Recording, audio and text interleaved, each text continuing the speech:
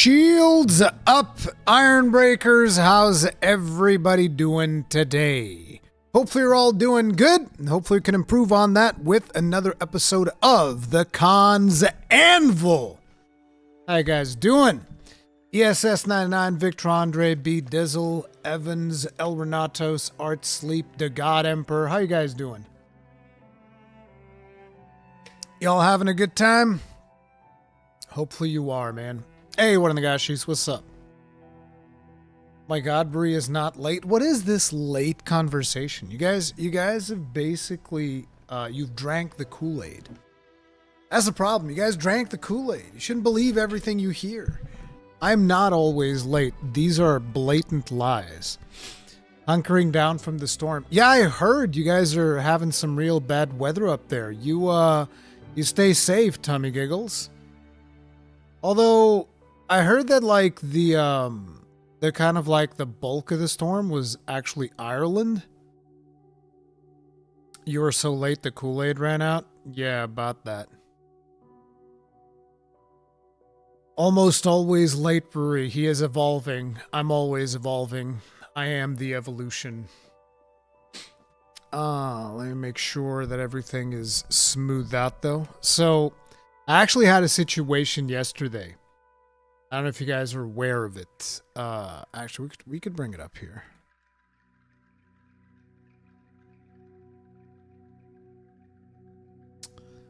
Let me see if I can find the thing. Should have been like my latest post. Yeah, it's right here. Yeah, we'll bring this up. We'll bring this up. My neighbor's trampoline is ripped. Good riddance. Oh, man, that sucks, dude. Does he have kids? Because, like, trampolines are fantastic for kids. They burn a lot of energy. It's real good. Reminds me, I meant to make some tea. Yeah, I need to go get some coffee in a little bit. It's just, I've been told by my osteopath that, like, coffee is actually not fantastic for digestion. So I've been holding off on drinking coffee for a couple of hours after I had lunch. Rurikhan, will there be Wilds Showcase, or what are all the games they're showcasing? There's no Wilds in the Xbox Developer Showcase, if that's what you're talking about.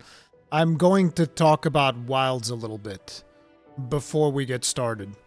As we always do. There's always stuff to talk about when it comes to Wilds. I'm going to be going over the written article that IGN did for the video that I looked at yesterday. I just want to see if I missed anything on the written article. Maybe there's some more information there that we haven't seen. Don't know if that's the case or not, but we're going to be finding out.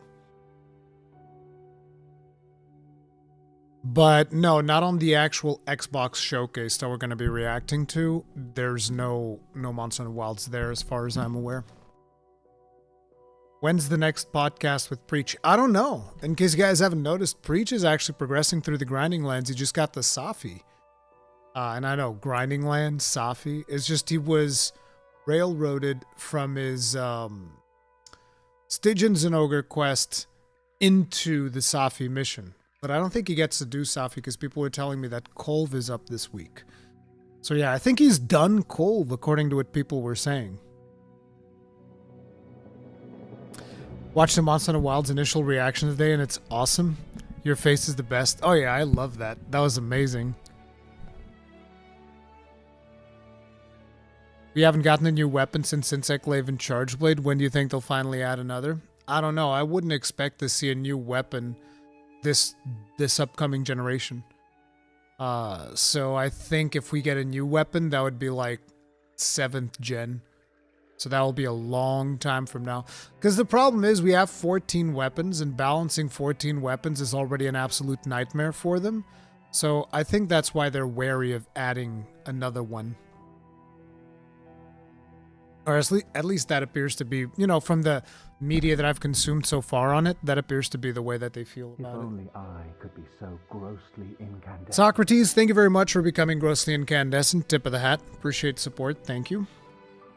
Let's get started as per usual with the shoutouts to the Thanes, the Giga Chads, and we have James Ray Nichols Jr., Mainstream, Mr. Orson, Louis Rose, Colin LaSure. Thank you very much for being grossly incandescent as Thanes! You absolute giga chads. Tip of the hat. Appreciate the support, gentlemen. Thank you. Thank you very much. I appreciate you. Balancing, you mean buffing longsword? See, and then people blame me. Then people say that I'm the one who hates the longsword. You guys come in here with all this longsword slander, and then somehow I get blamed for it. I see how this is. Capcom have forsaken us? No, they haven't. Bro, you can't handle 3 months without a new trailer when they've constantly been showing new things? Isn't there like an event tonight? I'm still thinking if I should stream that or not because it's really late. It's like 3 in the morning and they're going to show some Gips Rose footage. You are the influencer? Streamers are responsible for their chat. Hey, listen. What the hell? It's always your fault? I mean, I'm ready to take the blame. I'm always taking blame for everything. Why not? What's another thing? I think they're showing too much, frankly. Yeah. We'll see. The father of Monster Hunter? No. Y'all need to stop. That's if anyone, that's probably Gaiden Hunter. I feel like Gaiden Hunter is the one who broke the game down for a lot of us to get started. I'm trying my best to avoid any more info on Wilds. Ooh, that's rough.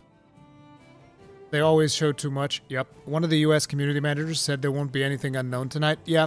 It's just Gips Rose gameplay. I don't want to know any more monsters. Yeah.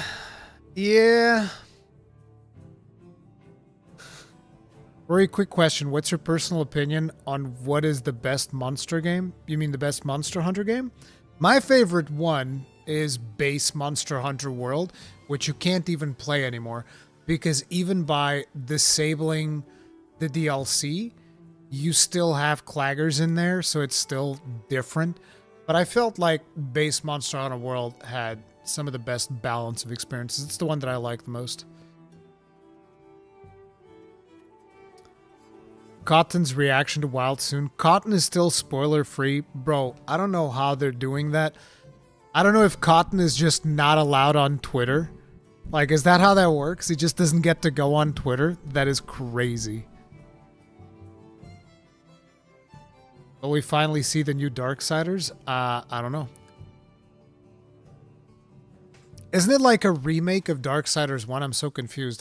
Because I thought they were doing a remake of Darksiders 1, but it turns out that's actually a new Darksiders. Very quick question. What is your personal opinion of what is the best Hunter game?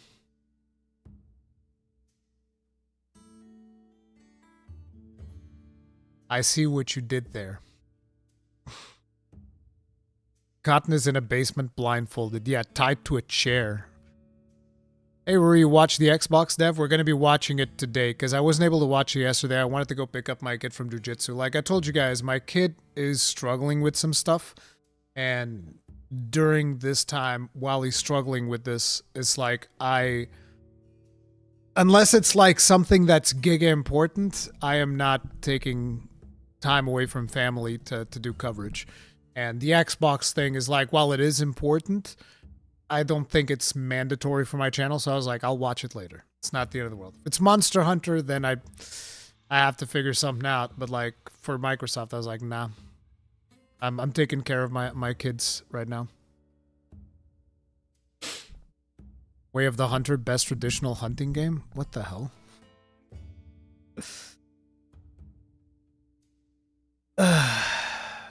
But yeah, so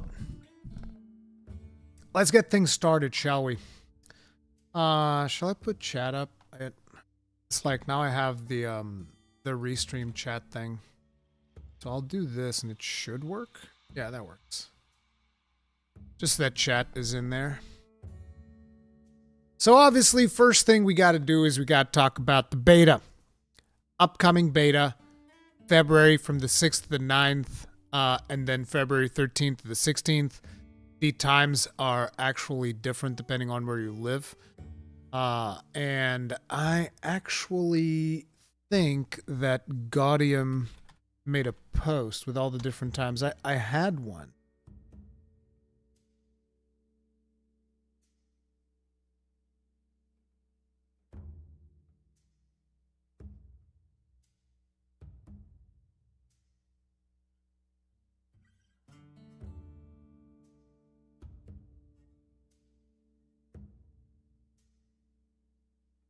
think she's got a post here that has like all of the times, right? Yeah, here we go.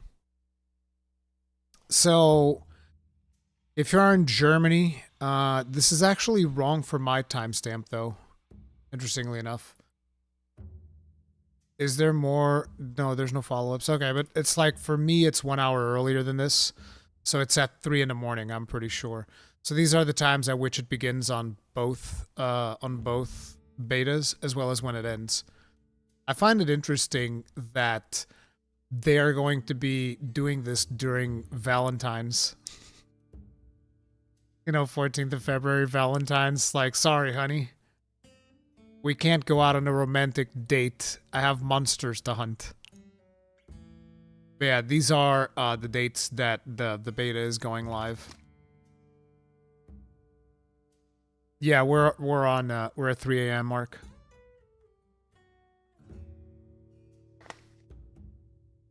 They know most of us are single. No. A hunter must hunt. Monster Hunter is gamer's Valentine. Hope we can talk to the blonde chick. You want to talk to Gemma? Oh, man. But yeah, we're going to get another beta on the 7th, which means I'm going to have to, like, stay up giga late on Thursday, I guess, to cover this one. I don't know if I'm doing the second one, although they'll probably have the... Excuse me, they'll probably have the surprise monster on the second one, so I probably should. But it's kind of like, you know, we're getting to that part where I don't want to play the beta. I want the real deal. I need the real deal. We've played like how many hours of the beta? I don't even know. And it's like, bro, I need the real thing. I don't want the beta anymore. I want the real thing. But in regards to the beta, there are a couple of things that we need to talk about that we got to make perfectly clear. We have to make this perfectly clear. I need you guys to echo this on social media everywhere. We got to make this perfectly clear so that everybody is absolutely 100% aware. Okay? This is very, very important. And what I'm talking about is this. Our entire development team is hard at work reviewing your valuable feedback, focusing on improving the full version of the game. However, please bear in mind that the improvements, including performance, game balance, weapon mechanics, known issues, and more, will not be reflected on the Open Beta 2 build. Because I already know what's going to happen. I know it. I can see it in my head. Okay, I can see it playing out right in front of me. Open Beta 2 starts. People boot up, and they're going to go like, performance is still garbage. Yes. We knew. They told us. The improvements are coming on the final version, and hopefully, because I know that some people have been taking the German tweet for confirmation that there's going to be a benchmark tool. That is actually not officially confirmed yet. We do not know. I've asked the team about it, and they told me that they don't even know if it's happening or not. But again, the team is going to say whatever the team is supposed to say, right? But at the end of the day, we don't know if there's going to be a benchmark tool. I hope there's a benchmark tool. I think the benchmark tool will be massive at easing players, you know, concerns about performance. So I do hope that Capcom manages to work on a benchmark tool. But yeah, this performance is not going to be indicative of the quality of the final game. Okay? And I want to make this clear. This doesn't mean that the final game is going to be good. For all I know, we can jump into the final version of the game and it'll be worse. I don't know. That is to say that what you see in Open Beta 2 is not something that you should be making purchasing decisions on based on that. Okay? You have to either wait for, hopefully, a benchmark tool, or if there is no benchmark tool, you'll have to wait for reviews. Now, I'm going to be playing the game on PC, so I'll be able to tell you guys how it feels. My 7900 XT. Hell, I'll try installing it on the Rathalos rig. I'll try installing it on the 2060 on the Rathalos rig, and we'll do what we did for Open Beta 1, where I'll do like a hunt and I'm fighting something on the 2060, and you guys will be able to gauge how you feel about the performance based on that. That's what I can do for you. Magnamallo Huntress, thank you very much for being with us this for 7 months. Tip of the hat. Appreciate support. Thank you.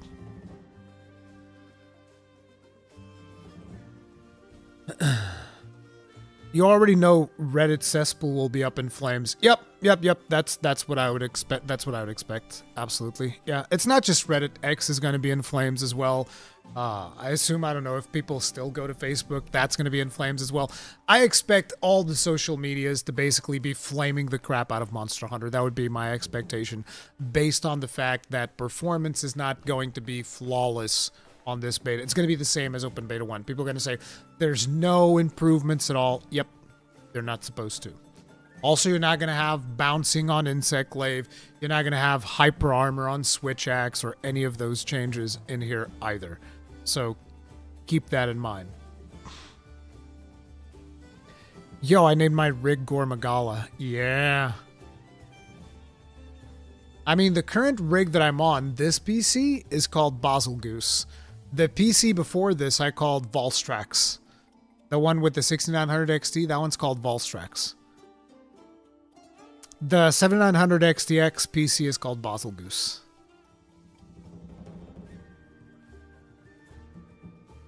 Kagrin, thank you very much for being with us for 76 months. Tip of the hat. Appreciate support. Thank you. They need a massive disclaimer when opening in each time so people understand. Not that it will stop them from being stupid. Yeah, it's gonna happen. And it's not even people being stupid. It's just people, it's not people's obligation to be informed, right? Because, like, we're all enthusiasts in this chat. We're all excited to jump in. So obviously we're gonna know what is happening and we're gonna be aware of what is happening. That doesn't mean the rest of the world needs to do that. It's just, it is what it is. I'll name mine Nibble Snarf. Nibble Snarf.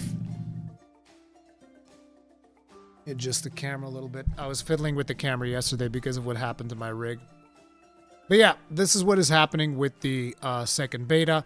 If you participate in the second beta, you're going to be receiving some bonuses. I don't know what you'll have to do. Maybe just kill Chattacabra. I think if you just do the beginning of it and then you do Chattacabra, like, that'll probably be it. And you'll get the open beta test bonus pendant, which appears to be a little palico pendant, little fuzzy palico pendant. And you will get 10 raw meats, 3 shock traps, 3 pitfall traps, tranquilizer bombs, large barrel bombs, armor spheres times 5, flash pots times 10, large dung pods times 10. And I know that for people that maybe don't play Monster Hunter, they'll be like, oh, what the hell is this pay to win bullshit? It's like, these are 0.00001 of significance in the grand scheme of things. Like, you will make these things within 5 minutes of jumping into the game. So, yeah. I'm too crazy. I started Anomaly Grind today on new character. Months on a wipe cannot be contained. Yeah. You probably said it already, but who do you think will be the second new beta monster, Ruri? I have no idea. I have absolutely no idea. My suspicion is that it's Arkveld. I hope it's not Arkveld. That really sucks. But yeah, I have no idea. I just don't know.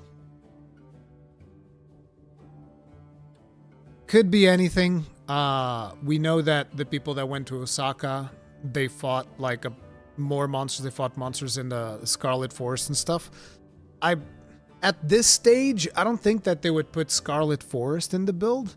I don't think that would make a lot of sense. But there is a monster that also shows up in the Windward. There is a monster that also shows up in the Windward Plains, which, if you've seen the gameplay, Chemitrice also shows up in Windward Plains. So that would be the best thing. Rather have Chemitrice rather than Arkveld, but I have no idea. Arkveld or this Chemitrice or whatever how it's written. That's my guess. I hope it's Chemitrice. I really hope it's Chemitrice. I'd rather it be Chemitrice than Arkveld. I want to go in without having fought the flagship. We fought Nergigante, and by the time we got to him in the game, it was just like so easy because we already knew everything. So yeah, I hope it's the chicken. Scarlet Forest would make sense in the demo if we get one so that players can see the seamless zone transitions. No, no, no Scarlet Forest. No. Windward Plains. No Scarlet Forest. Kutku? No, I think Kutku's in the Scarlet Forest. Nergigante turned me into an astronaut in the beta. That's what you deserve. Same with Maggie and Malzeno. Exactly. So I hope it's not Arkveld. But yeah, we don't know. They should have told us about Chemitrice and kept Gipsaros a secret for the beta. That would have been cool too. That would have been cool. It's like, oh, you guys get to fight the Chemitrice this time. And then Gipsaros would be the surprise. Not fighting it if it's Arkveld? I will. I mean, I have to. Unfortunately, that's the downside of being a content creator. It's like, yep, I'll you know, you guys released the thing. I'm gonna play the thing. It is what it is. Did they show Rathian in the reveal trailer flying over the plains? Rathian would be cool. Rathian I could see cool. Yeah. You don't have to? Yes, I do. Yes, like, look, this is content creation, bro. I have to. You can take a stand. Yes, I can lead a revolution. It was Rathalos? No, it was Green Rathalos, Star Fury. Green Rathalos. It's Green Wrath. Like, Preach is the one who apparently calls everything a Rathalos. You guys want to know a funny thing about the Preach playthrough? I was watching a little bit earlier. He was fighting Stygians and Ogre, and I asked this chat, is that a thunderproof mantle he's got equipped? And they were like, yes. He thinks that Stygians and Ogre fires red lightning. And I was like, ah, the innocence. The red lightning.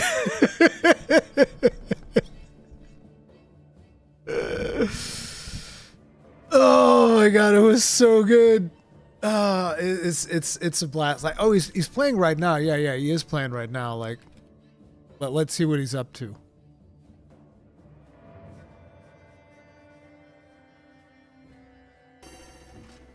Wait, did he fail? Did he fail Safi? All right. Oh yeah, he's doing the Safi recon assignment. Oh, he was doing that before I started the stream. You guys want to watch one try? He failed Safi like twice. You guys want to watch one try?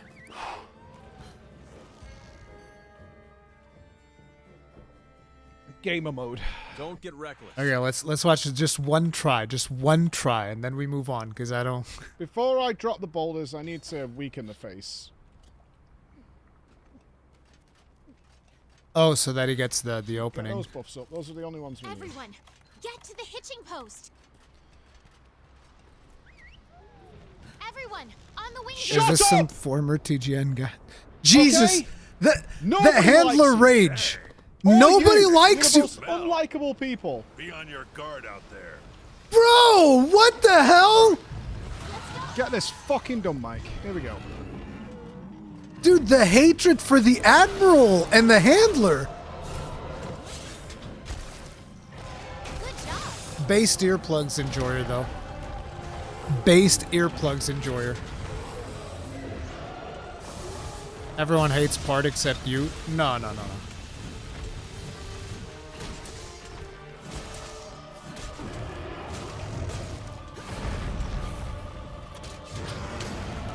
Ah, the little tail slap. Slow and careful. Oh, he's got the positioning down. Look at him go. See, this is what I'm talking about. You can say a lot about Preach, but his MMO raid days, they give him like excellent situational awareness. By the back leg. If you can cause it to flinch while it's on top of it, you might be able to create an opening. I can't stand this handler slander, though. That is terrible. In the face! In the face! Fuck! Ah, didn't quite get it. Close, though. Let the Palico heal you. There you go.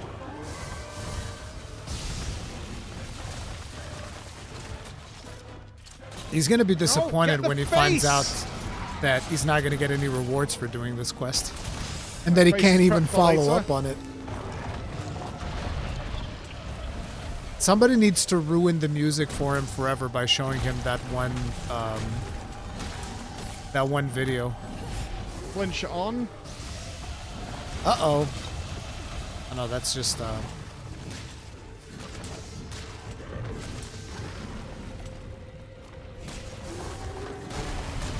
Come on, Preach, you got this.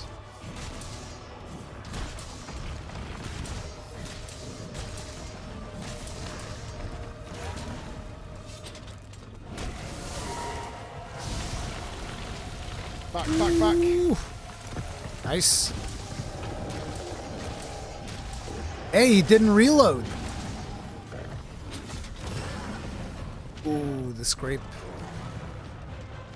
What was that 600 damage from?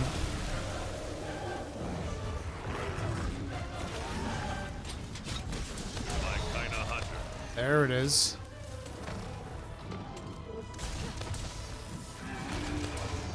That head is so annoying to hit. That was alright.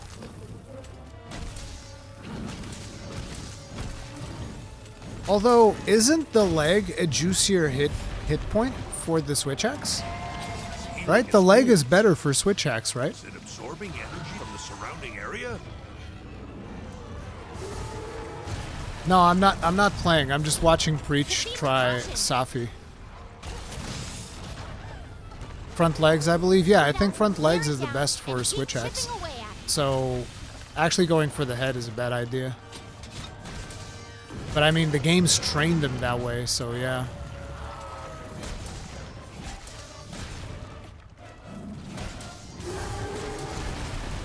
Now you're good.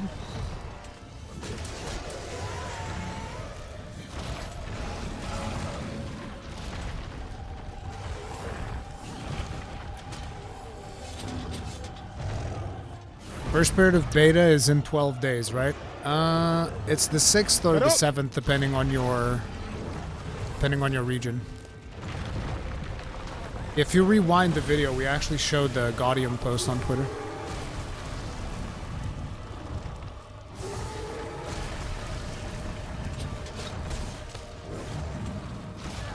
He's actually doing pretty well. You guys gotta remember that Safi... Oh wow, I say that and he dies. I jinxed it. But you guys gotta remember, Safi's a bit of a nightmare to fight solo. Especially if you're a new player.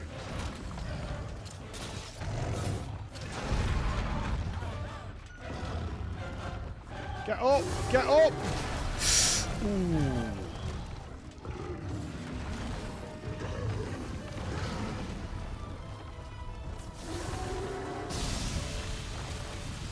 Now is the moment to clutch Mike. And he's doing the breath attack.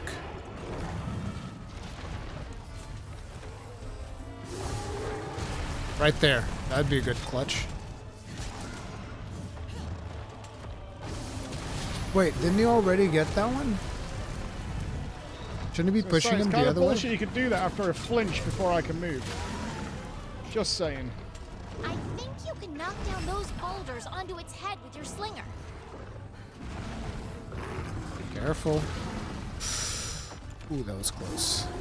Is he even in rage yet? Oh no, they're over there, yeah. You can get it. And bonk. Nice.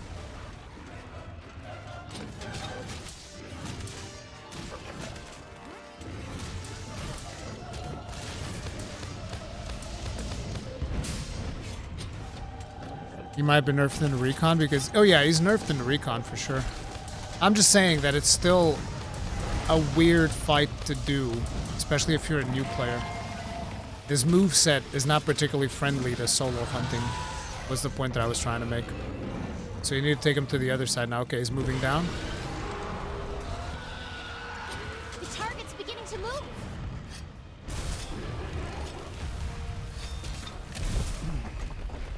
What if he died to the Sapphire Star Everyone, attack? on the wing drakes. Head towards the opening. Here we go. Is Looks it like he's heading done this further part down in search of already. more energy? Look how helpful the Ender is. Exactly. Energy for it to suck up.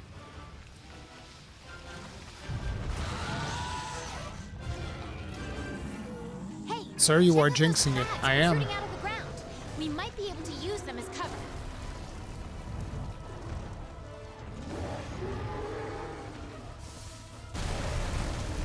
That laser has crazy tracking.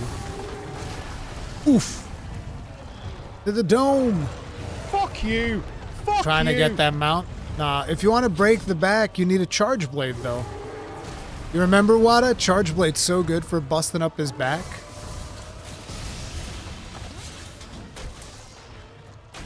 Wada would always be the one on back break duty when we did Safi.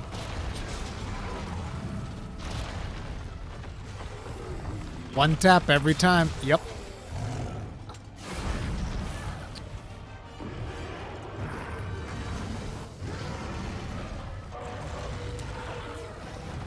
Bonk.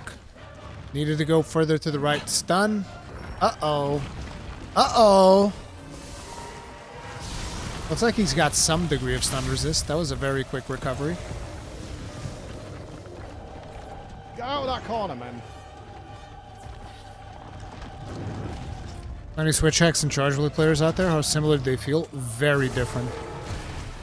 Very, very, very different. Switch axe is a pretty unique weapon. I don't think it feels like any of the other weapons. This knockdown is intolerable.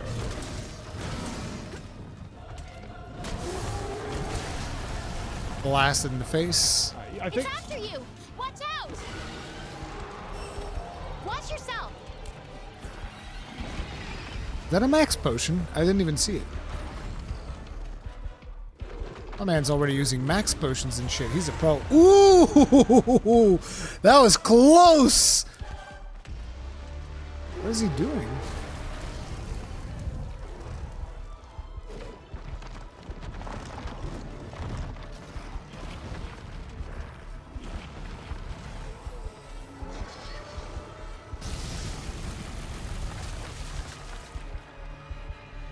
Why is he hiding? I don't understand. Is he waiting for the enrage? He's waiting out the enrage? Oh no!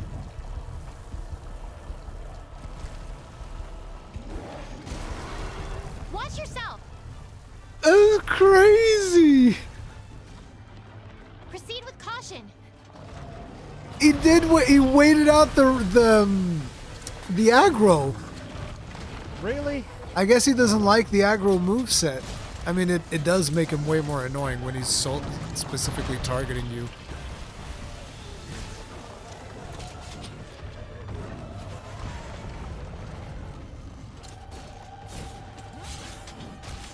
This is just a recon mission. It's not actual Safi Jiva.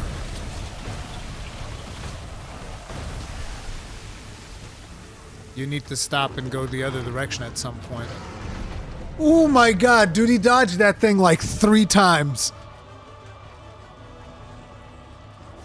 That was too far away to be worth it.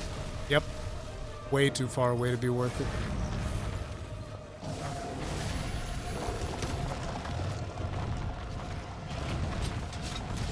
Is that the Thunderproof mantle? Next to the Vitality mantle.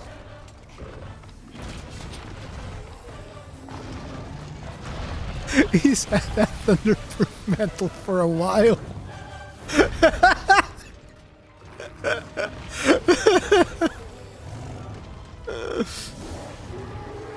No boulders or anything in here to knock it down, no?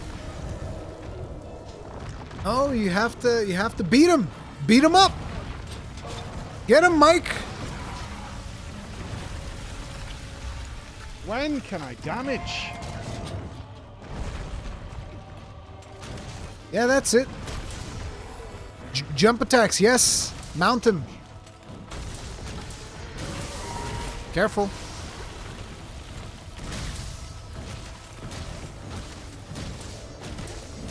That's right. When can you hit him? Whenever you happen to be able to hit it, just do it. Just do the thing. There you go. Get him. He's not in rage.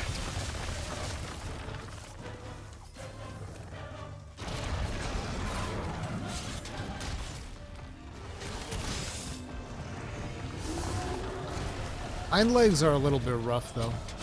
You'd want to hit the front legs. Better hit zone. Oh, get crushed. Get up. Oh my god.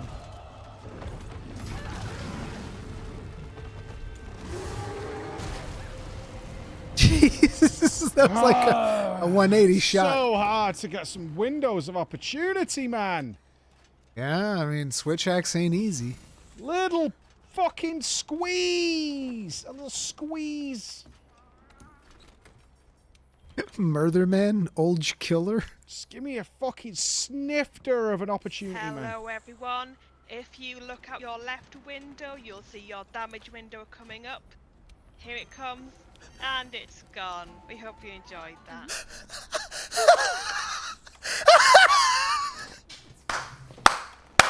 I'm gonna be intimidated. Bro! That was my first feint. Vex! So I got one in hand, I think. Vex just coming in! Let's get to work. Oh my god! Hey Blundy, how you doing, dude? He's doing a lot of hiding behind rocks with someone who is pooping on shield users in your conversation. True!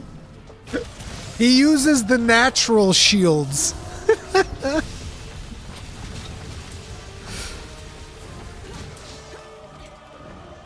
Oh my god. He's got a flop on me. It's after you. Watch Fuck. out. No, don't. Not again, Mike. Watch yourself. Oh, he's gonna do it again. You see any boulders or anything? Why does he want Alright, mod boulders? checking all over the fucking room. What is he doing?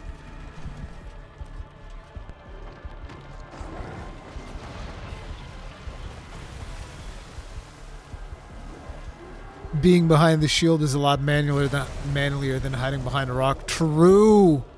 Big true. Break line of sight. Yeah, I don't know, dude.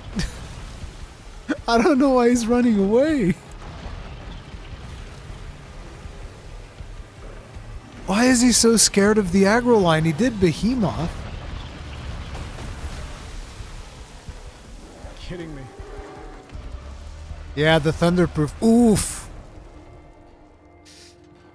Ooh, that's a little bit rough, Mike.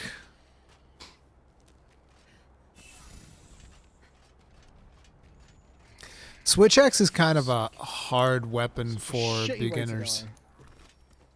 die. I feel like it takes you a while to get used to switch axe.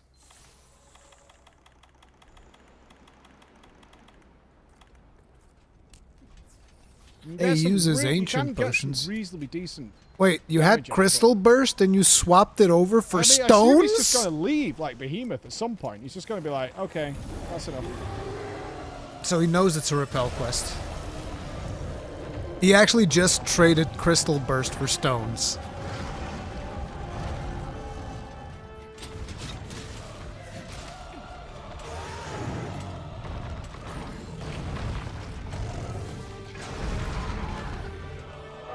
Imagine his rage for Elatreon and Fatalis. Elatreon and Fatalis are easier to fight solo than Safi. As in, Can't stand their up for too moveset long, is shit more can solo really friendly. fuck up. They're harder monsters, but their moveset is more solo friendly. So if you can pattern recognize what they're doing, Weren't you firing it's the easier laser to then? dodge them than Safi, I feel. Yeah, this- We have a this lot of is very intrinsic irritating. knowledge that he doesn't. Yeah, yeah, exactly. That's the thing, Diogo. That's why I like it so much. Oh, man. I don't know, dude. Oh, it was rough. It was so close, too. Like, he doesn't even know how close he is. That's the real frustrating part. It's probably like 10 good hits in from finishing the quest. He's like Oh, 10 one more good crack hits in. in from finishing the quest. There's some really horrible scenarios you can Yeah, get but into he's with this. gonna he's gonna keep at it. But it was interesting to just go in and have a look on his progress. Yeah, it's been super interesting. So you guys were asking when I'm chatting with him next, and it's like it's gonna be whenever he's ready for it, because he says he wants to be done with the game before he talks about it. So whatever it's gonna be for him to be done with the game, we still don't know, because obviously he's not done with it yet. But yeah, he wants to be done with the game before we actually chat again. Which is going to take a while, because at that point, he's going to be wanting to be spoiled and all of that stuff.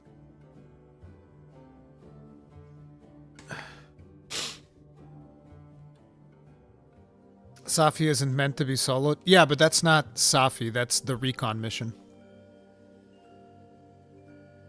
Is chat wants him to be done only when he solos Fatalis? Considering that he said whenever the game forces him to grind, he's going to stop playing. Under that condition, I don't know if you can do Fatalis, because you have to grind. Let's be real. If you want to do Fatalis, you have to grind. You have to get at least somewhat of some good decos. You have to get a really good armor set. You have to do a certain level of grind, especially if you want to solo it. Like, if you want to do it multiplayer, that's a different story. But if you want to solo Fatalis, hell, solo Alatreon, you have to grind. You're going to need to grind. Yeah, you need to get your augments, you need to get a bunch of different stuff. So you need to grind for some of those.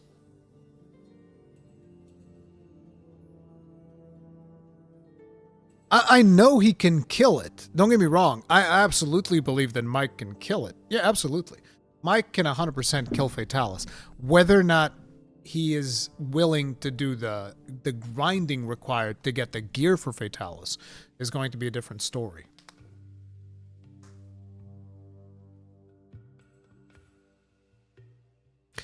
He has yet to fight a tempered monster. Yeah. The grinding lands he's tapping out. I mean, he pushed all the way into Stygians and Ogre in the grinding lands. So yeah. My first solo Fatalis was also 29 minutes something. I forget exactly how much it was, but it wasn't very long left. Wait, who are we talking about? Just joined Preach Gaming. We were watching Preach try out the Safi recon quest just now. Yeah, I mean, he's okay beating his head against the wall, but what he told me is that he doesn't want to grind. Like, he says, I'm done with grinding forever. Also, without Rocksteady and Temporal, it's going to be rough. Yeah, because he doesn't have Rocksteady. I mean, I used Fireproof Mantle and Temporal, I think, on my last kill of him.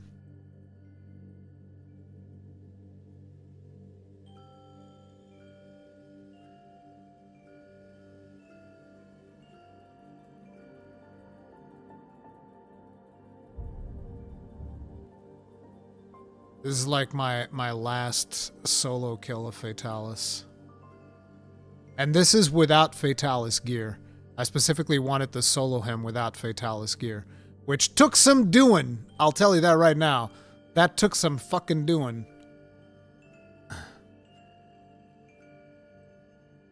Like, I'm trying to bait out the breath attack. Baiting out the breath attack is the worst part. Trying to bait out that breath attack is so annoying.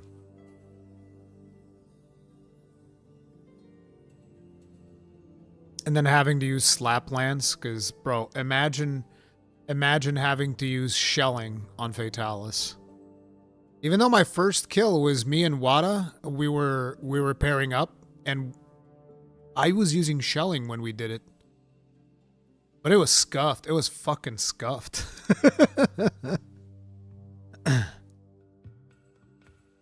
Yeah, I think Mike could absolutely do it. It's just a matter of practice. Not to mention, I think it might be easier with Switch Axe than Gunlance. Because, like, Gunlance is just fucking terrible matchup for Fatalis. Unless you're, like, doing the cheese methods. You made so many different builds? Yeah, I did. I did. I have no idea what the first one was. I'm pretty sure I was using shelling when we killed it first. Doing it without his armor was the most satisfying thing I've ever done. Drakmoth is saying without Fatalis armor, which is the same thing that I did there.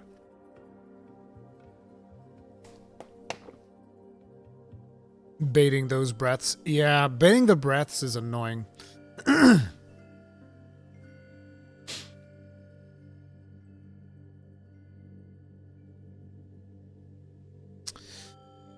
So, we have this interview that they've done on IGN, which is based on the video that I posted yesterday. I just want to see if there's anything that I missed. Each of the 14 weapon types displays its own unique characteristics while still changing to fit the design of each new title. Monster Hunter World did away with segmenting off each area. Okay, so this is just general introduction stuff. Takuda starts by saying that significant changes needed to be made to a number of weapons.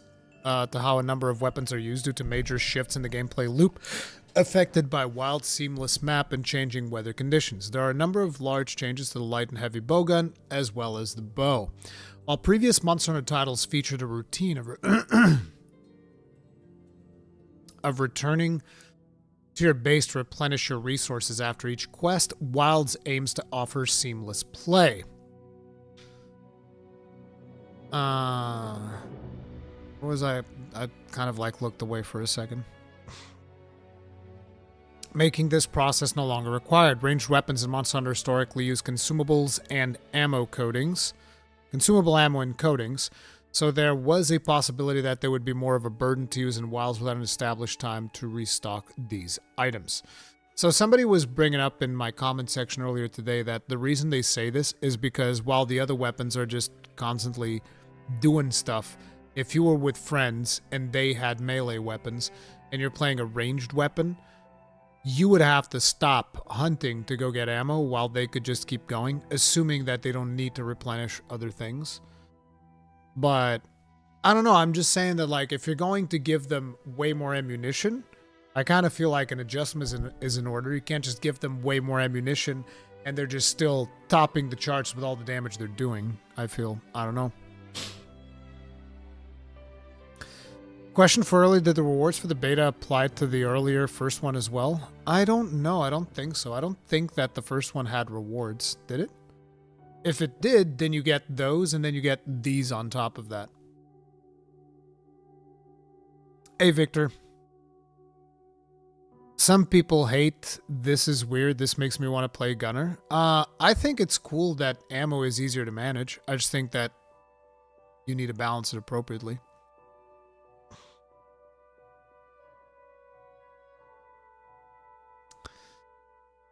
That's why we designed it so that basic damage sources can be used without expanding resources. We balanced it around the idea that things like normal, pierce, and spread for bowguns and coatings for bows can fire unlimited times while managing your gauge, but we still wanted it to be possible to use what you've prepared ahead of time or what you find in the field on top of that, and so our balancing took into account the presence of design that allows you to create powerful ammo with attributes from gathered materials.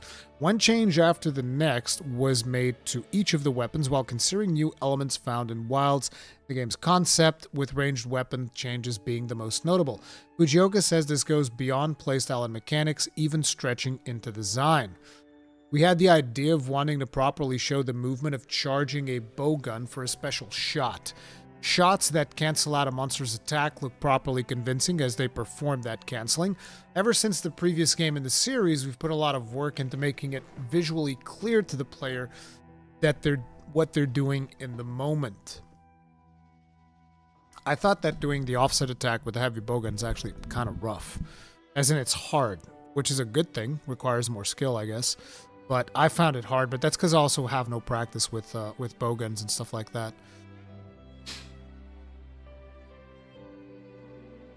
But it almost seems like the way that they're doing things is like the elemental ammo, maybe not as mandatory, more kind of like a complementary type of ammunition. It almost seems to be that is the intended thing for him. Can I ask you a PoE 2 question or wait until later? Sure, you can ask me a PoE 2 question. I haven't played PoE 2 this week yet because I've been really, really busy. This has been a bit of a rough week for me, but go ahead, Deeks. First beta had a pendant. Okay.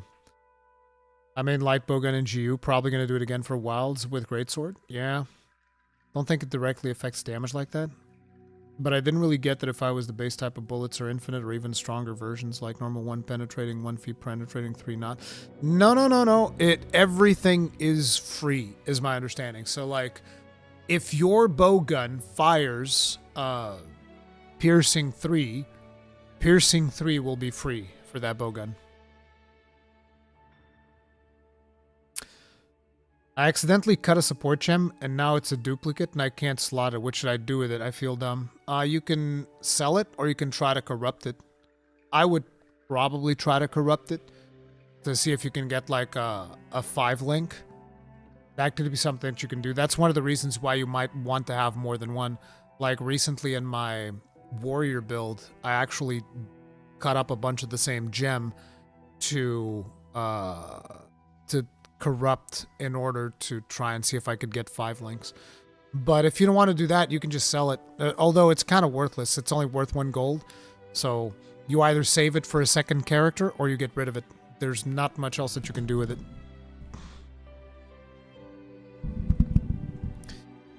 Base ammo is free. Higher tier needs to be made. Where did you read this? I don't think that higher tier ammo needs to be crafted, King Owl. I think the only ammo that you have to craft is elemental ammo and stuff like that. I think that if your bowgun supports normal 3, I think you have infinite normal 3.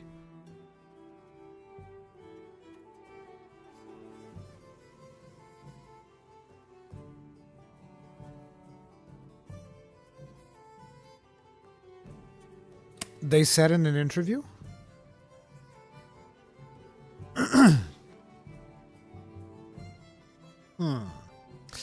Will this Monster Hunter make elemental builds the meta like this time in no, Way of the Lao.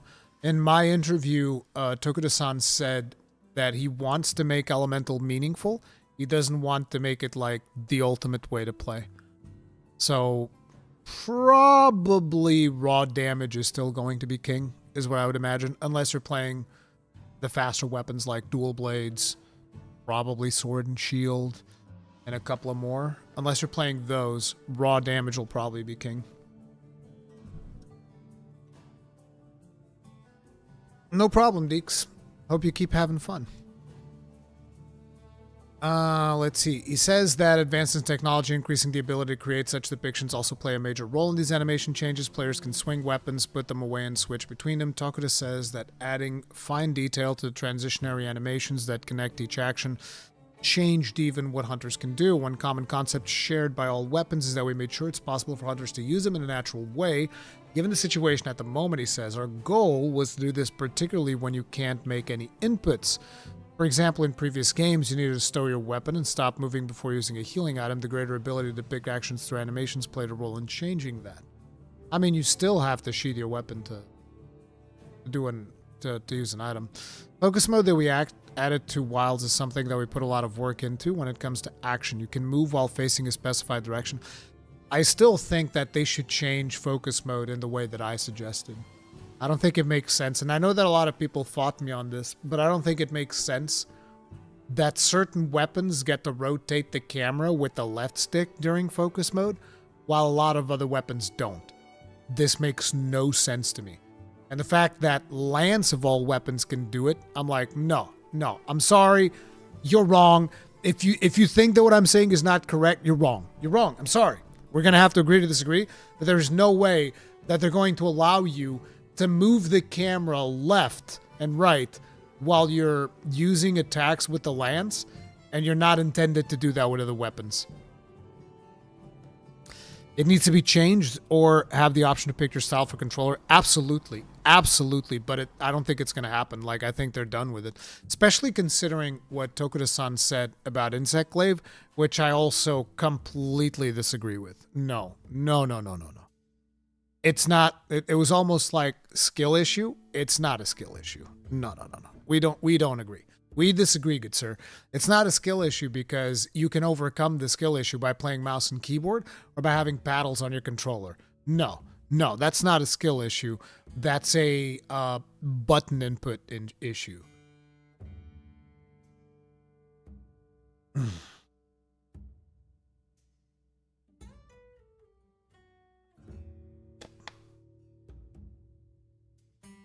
Yeah, I bought paddles for a while since I'm an Insect Glaive main. Yeah, and you shouldn't have had to. I don't agree with that design philosophy.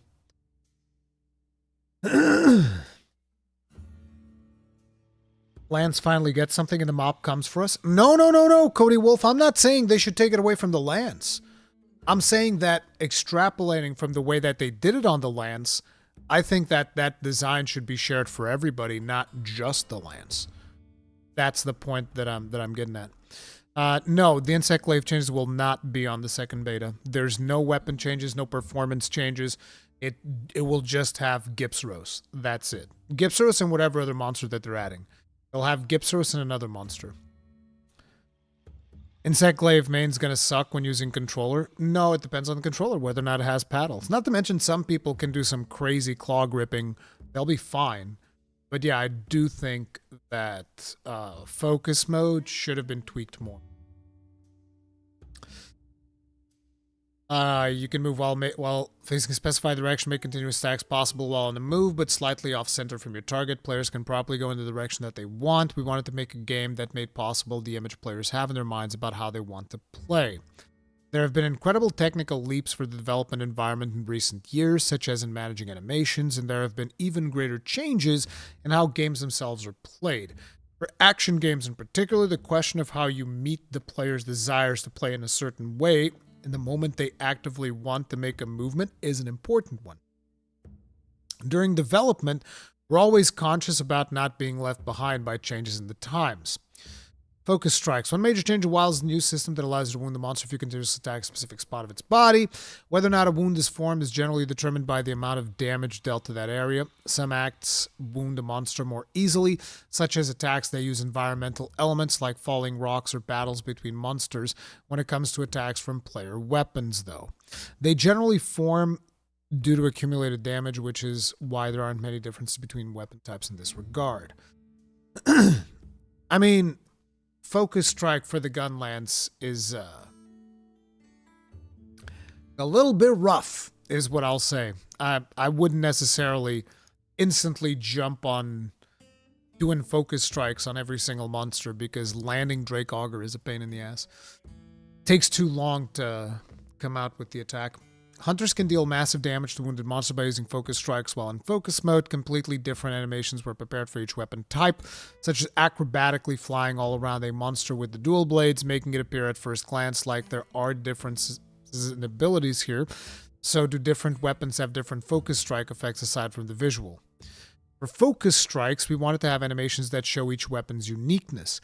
But I admit this also created a variation between weapons during open beta tests where some were far too strong, while feeling the strength of others were difficult. Though we do allow differences between weapons in order to give them personality, we don't want the disparity between weapons to be too extreme, so we're tuning them to be more standardized for the official release of the game. The wounds, I mean, obviously one of these would be the bow. You guys remember the bow? Rah! This is like shooting a nuclear bomb at the monster. A multi-hitting nuclear bomb. The wound system gives hunters a new option when hunting. For example, if you're attacking the head while using a hammer to flinch a monster, the accumulated damage can create a wound there. You're then able to deal a large amount of damage by then hitting it with a focused strike. But that wound will turn into a scar, meaning you can no longer create a new head wound. You can, of course, continue to focus on the head, or you can target other body parts that can be wounded. Once players are in the latter half of the game, they will learn that there are ways to use the environment that lead to unexpected scars. Tokuda says, like flinching and part breaking, the wound system acts as a new option for players where they may expect to create a wound on a monster by hitting it just one more time in a certain location. Monsters are unwounded when a quest begins, but you can hunt monsters as you explore the locale in wilds, so as the situation in the locale changes, monsters can have turf wars even without a hunter's involvement. This means that a monster may already have multiple wounds by the time it interacts with a player. You can think yourself lucky and hunt a monster when it's in that state. There may also be special additional rewards for felling monsters wandering the locale. In some cases, there are even monsters that give gems as additional rewards. In this game, the use of focus mode and wounds has made it easier than before to land dramatically damaging attacks, like the Greatsword's Charge Slash, so were changes made to monster health and toughness to go along with the addition of these features. It's not as if it was our intention from the start, but health did end up being a little bit higher than World once we thought about maintaining appropriate playtimes and player satisfaction. That definitely didn't feel that way in the open beta. Compared to past titles, says Tokuda. Elements like flinch resistance are also higher. This doesn't mean that hunts will be tedious. Part of the purpose of focus mode is to allow players to feel more accomplished through shorter loops. We try to design it so that the time they spend hunting is even more concentrated than before. Brap. Have you seen the Balahara gun lance, Ruri? I don't think so. Have I? Was it in one of the videos? I saw a really cool gun lance, I think in the video. Was it yesterday? It might have been the video that I saw yesterday, because yesterday I reacted to 2 videos. I didn't post one of them because it was the one about the returning monsters and whatnot. And I kind of feel like the video that I did on their article covered pretty much all of the new information that was in that video, so I ended up not posting it.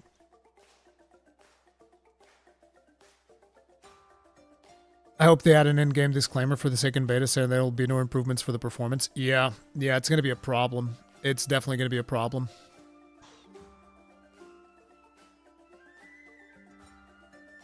They talk about benchmark. They said, I think they've stated that the team is trying to do it, but they haven't confirmed it. I know that the German account, or whatever it was, posted something, but I asked the team directly. They told me they don't know it yet.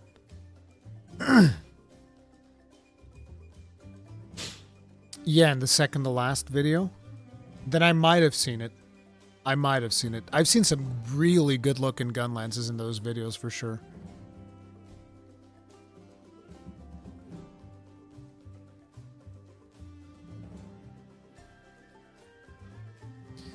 There's a certain system that shows when a wound is about to appear but not ready yet.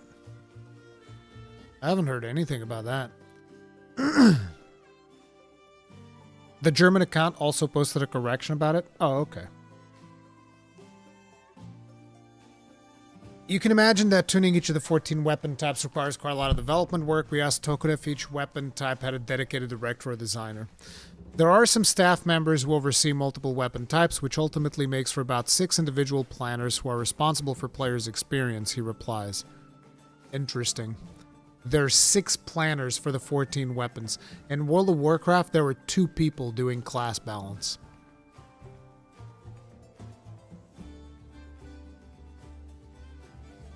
Yeah.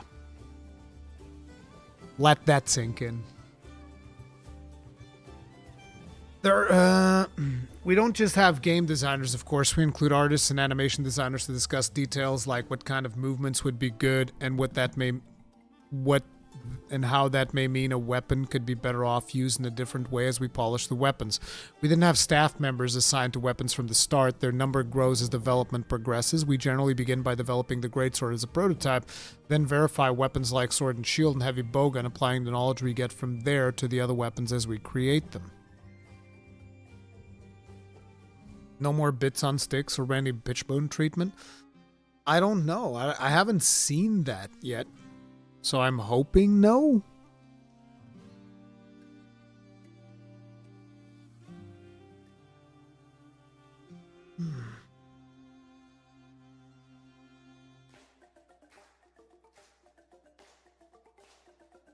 Casual shade casted, yeah. Designers and artists work together to create a weapon's action as they think about how much fun it is to use along with how good it feels to look at. It seems that focus strikes were an inspiring idea for the art team led by Fujioka as well. Attacks like the focus strike didn't exist in the series before. I mean, yeah, but we had the special attacks both in Generations Ultimate as well as in Rise Break. We had that. It's almost like focus strikes.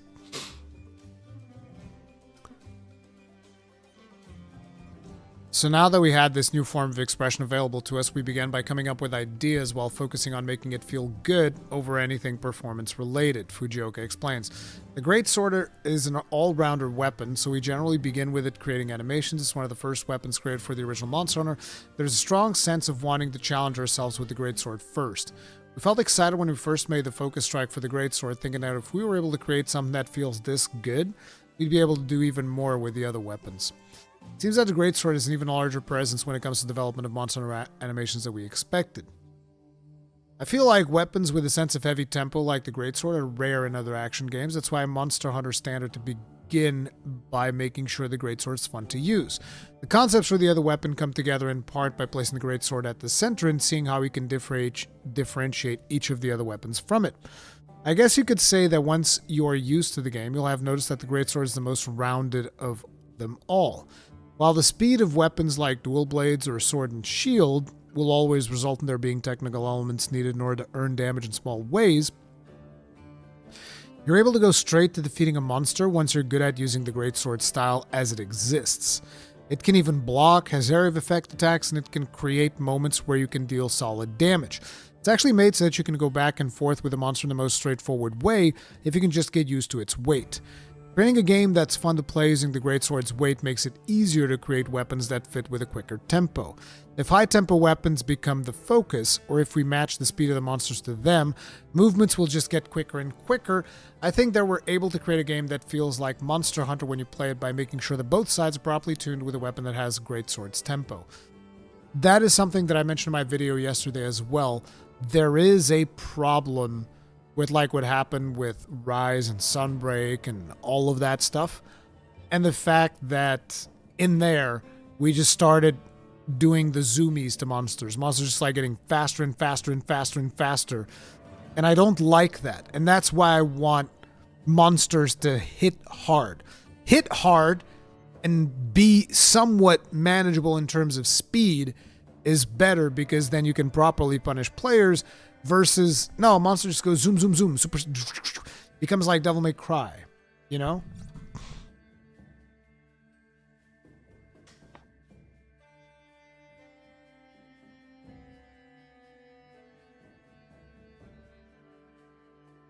A lot of these interviews, they act like Rise or Jew didn't exist, saying they've never designed starter weapons before. Yeah, we did have starter weapons before. There was the Kimura weapon series.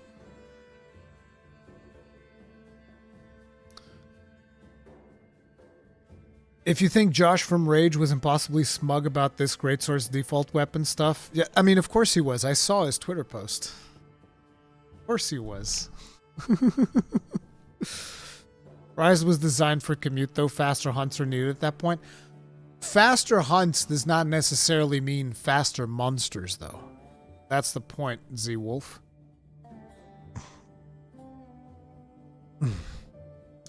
Weapons with personality. Every hunter has a favorite weapon with strong feelings about weapon types in general. But at the same time, it's an unavoidable fact that there will always be a most used and most popular weapon along with the 14th place weapon. Players will make themselves heard if they feel that a weapon is being treated unfairly, like the gun lance. And many players will inevitably pick a weapon up if its strengths are easy to understand, like the longsword. There are no right answers when it comes to weapon tuning. Yes, there are. Which is why these creators aim to bring out their individuality instead. Fujioka explains, we always think that it's better to focus on how to design what makes a weapon unique rather than trying to make all weapons equally easy to use. That said, we do think it's a problem if players can't have the gaming experience we want them to have. Of course, it's not a good thing to have a weapon that's both easy to use and overpowered, so there are weapons we've made a lot of changes to for the release version of the game, given what we saw in the open beta. What exactly does it mean by what makes a weapon unique? Tokuda explains using the example of the hunting horn. At the outset, I told the team I wanted the concept of this weapon to be that it can produce proper amounts of damage when used where it performs best, the area around you. Instead of being able to unleash one attack after the next, you can use something like echo bubbles to deal damage by controlling the area. Since we have this element of sound that other weapons can't produce, how do we make use of that while outputting damage? That's the kind of thing we challenge ourselves to do with the weapon. Instead of thinking that it's all about damage, we care more about making the most of each weapon's personality. Now that you're able to carry 2 weapons in this game, there was some discussion during the open beta about the most powerful choice being to buff yourself with the hunting horn before switching to another weapon and fighting. We're tuning the release version, balancing with the end content in mind to make sure that the hunting horn isn't the only choice for a secondary weapon by having self buffs be worthwhile but not too strong. 2 gun lances. It's all you need. 2 gun lances is all you need. Rurikhan, what do you want the 15 weapon to be? Listen. People that have been in this chat for a while will know you get me started on that. You're going to get like half an hour of me talking about the magnetic hammer, okay? Magnetic hammer would be the perfect 15th weapon. I know it. You know it. Everybody knows it. Magnetic hammer. Magnetic hammer.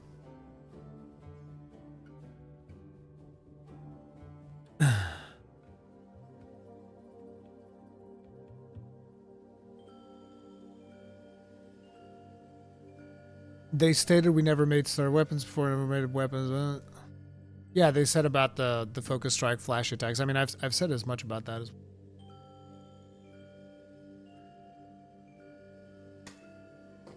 Focus strikes are vastly different than silk binds. Are they though? I mean, sure, they attach to the monster, but what is a magnetic hammer? Let's not go down that rabbit hole. It's a really good weapon. Okay, let's put it like that. It'd be the best. The best. It was the best. Hear me out. Magnetic hammer. No. Chad is dreading. The magnetic hammer is coming out. The magnetic hammer is coming out. So, like, listen. We need to go into paint. Okay? So, like, I just wanted to see if this was working properly. Imagine you have, like, a shield, kind of like sword and shield, right? Then you have this Thor-like hammer in there. So, like, the shield has an indentation where the hammer attaches to, right? And so what happens is you pick up the hammer from the shield and you use it kind of like a sword and shield. The difference is you can throw it. So you can, like, smack the monster around, regular attacks, or you can throw the hammer at the monster. When you throw the hammer at the monster, you then have the choice. You can pull it back using the shield, and the hammer comes back and attaches itself to the shield. Or you can do the opposite, and you can pull the shield towards the hammer, effectively leading to, like, a shield charge into the monster for blunt damage. Like, and you would hit the monster with a big-ass shield charge, dealing a ton of, like, stun damage. Kind of like hammer, you know? The other thing that you can do is maybe there's a gauge or something builds up, but you could, like, crack open the hammer. So you throw the hammer, hits the monster, explodes, and then, like, magnetically forms itself again. Marvel actually stole that idea from me for the female Thor. Female Thor, she could break Mjolnir apart and then bring it back together. They stole that idea from me. There's a video on the channel talking specifically about that. I know they were watching my videos and they stole my fucking idea. Okay? If you can throw the shield as well, you got a deal. Of course, you could throw the shield as well. Sure, that works. You throw the shield and then you use the hammer to magnetically hit the monster where the shield is. Absolutely. Every time he says magnetically, he means magically. Those are strong words coming from a Charge Blade user. Those are strong words from a Charge Blade user talking to me about magic. Definitely happen. Absolutely, dude. So boomerang? Kinda. John Charge Blade here. Yeah, absolutely, dude. Can you imagine a Charge Blade user complaining about magnetic? Tell me more about the friction of the Charge Blade, Wada, please. So we're forcing everyone to go bowgun for first playthrough? Oh, hell no. Which is the most real-life accurate weapon? Probably sword and shield. Or dual blades. Dual blades and sword and shield would be the first thing that comes to mind. A Warhammer with a lance shield combo? No. Make 2 magnetic hammers and you got my support? No, it's a hammer and a shield. That's the way it works. As it slices through the monsters, the friction builds up electric charge, which you then store on your shield. And you can then unleash. Yes. Gun hammer, bow gun lance. Jumping 30 meters in the air and slamming the ground with the shield wouldn't break your arm? Oh, man. It's just Thor's hammer, duh. I don't remember Thor having a shield. Everybody knows magnetic hammer would be the best 15th weapon. Anyway, there are always going to be certain weapons that do better or worse against each individual monster. Developers accept that these discrepancies are going to exist, but they want to avoid there being a certain build for a certain weapon that would allow anyone to hunt every monster in the most efficient way possible. You're going to be looking at a long sword, bro. I'm memeing. Of course, the range of monsters that players target will narrow the further into the endgame they go, and weapon usage will narrow to some degree from an efficiency standpoint, yet flattening the uniqueness of the game's weapons and monsters would be to erase the roots of Monster Hunter. If only I Not could Falca, be thank you so very much grossly for incandescent. being grossly incandescent. Tip of the hat. Appreciate the support. Thank you. I feel like my camera is a little bit dark. Is it dark? Is the camera too dark? I feel like it is. I should change that at some point. I'll probably tweak it before the next stream. Every time I look at the camera, I'm like, it's so dark. I've got like literally 3 lights on top of me. It's still dark. Dark-ish. Nah, you just got a tan, Ruri. No, I don't. I'm the palest motherfucker in this bitch.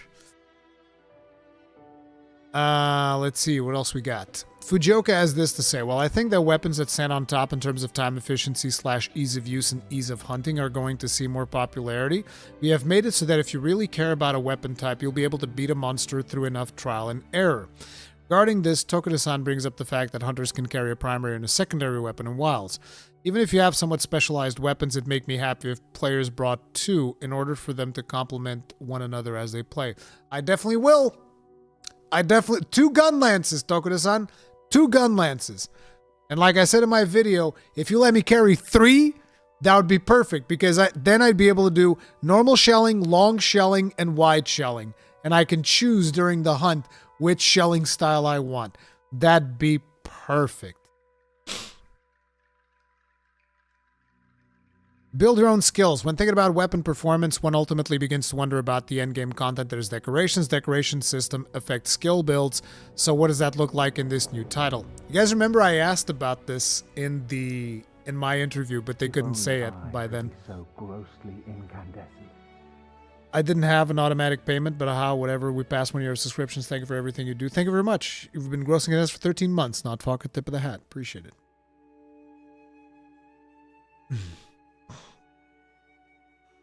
2 gun lances, 3 long swords. Whatever. Do it for Tokuda, Ruri. You know he means 2 different weapons. No, he says 2 weapons. He says if you have specialized weapons, that means if you use a specific weapon, it'd make me happy if you bring 2 of them. I think that's what he means. I almost kind of want to bring different weapons for Tokuda-san. If I do end up doing it, I'd probably bring either Charge Blade or Sword and Shield. It'd probably be one of those two. So it'd be Gun Lance and Charge Blade, or Gun Lance and Sword and Shield. Right now, I think I'd be more inclined towards Charge Blade.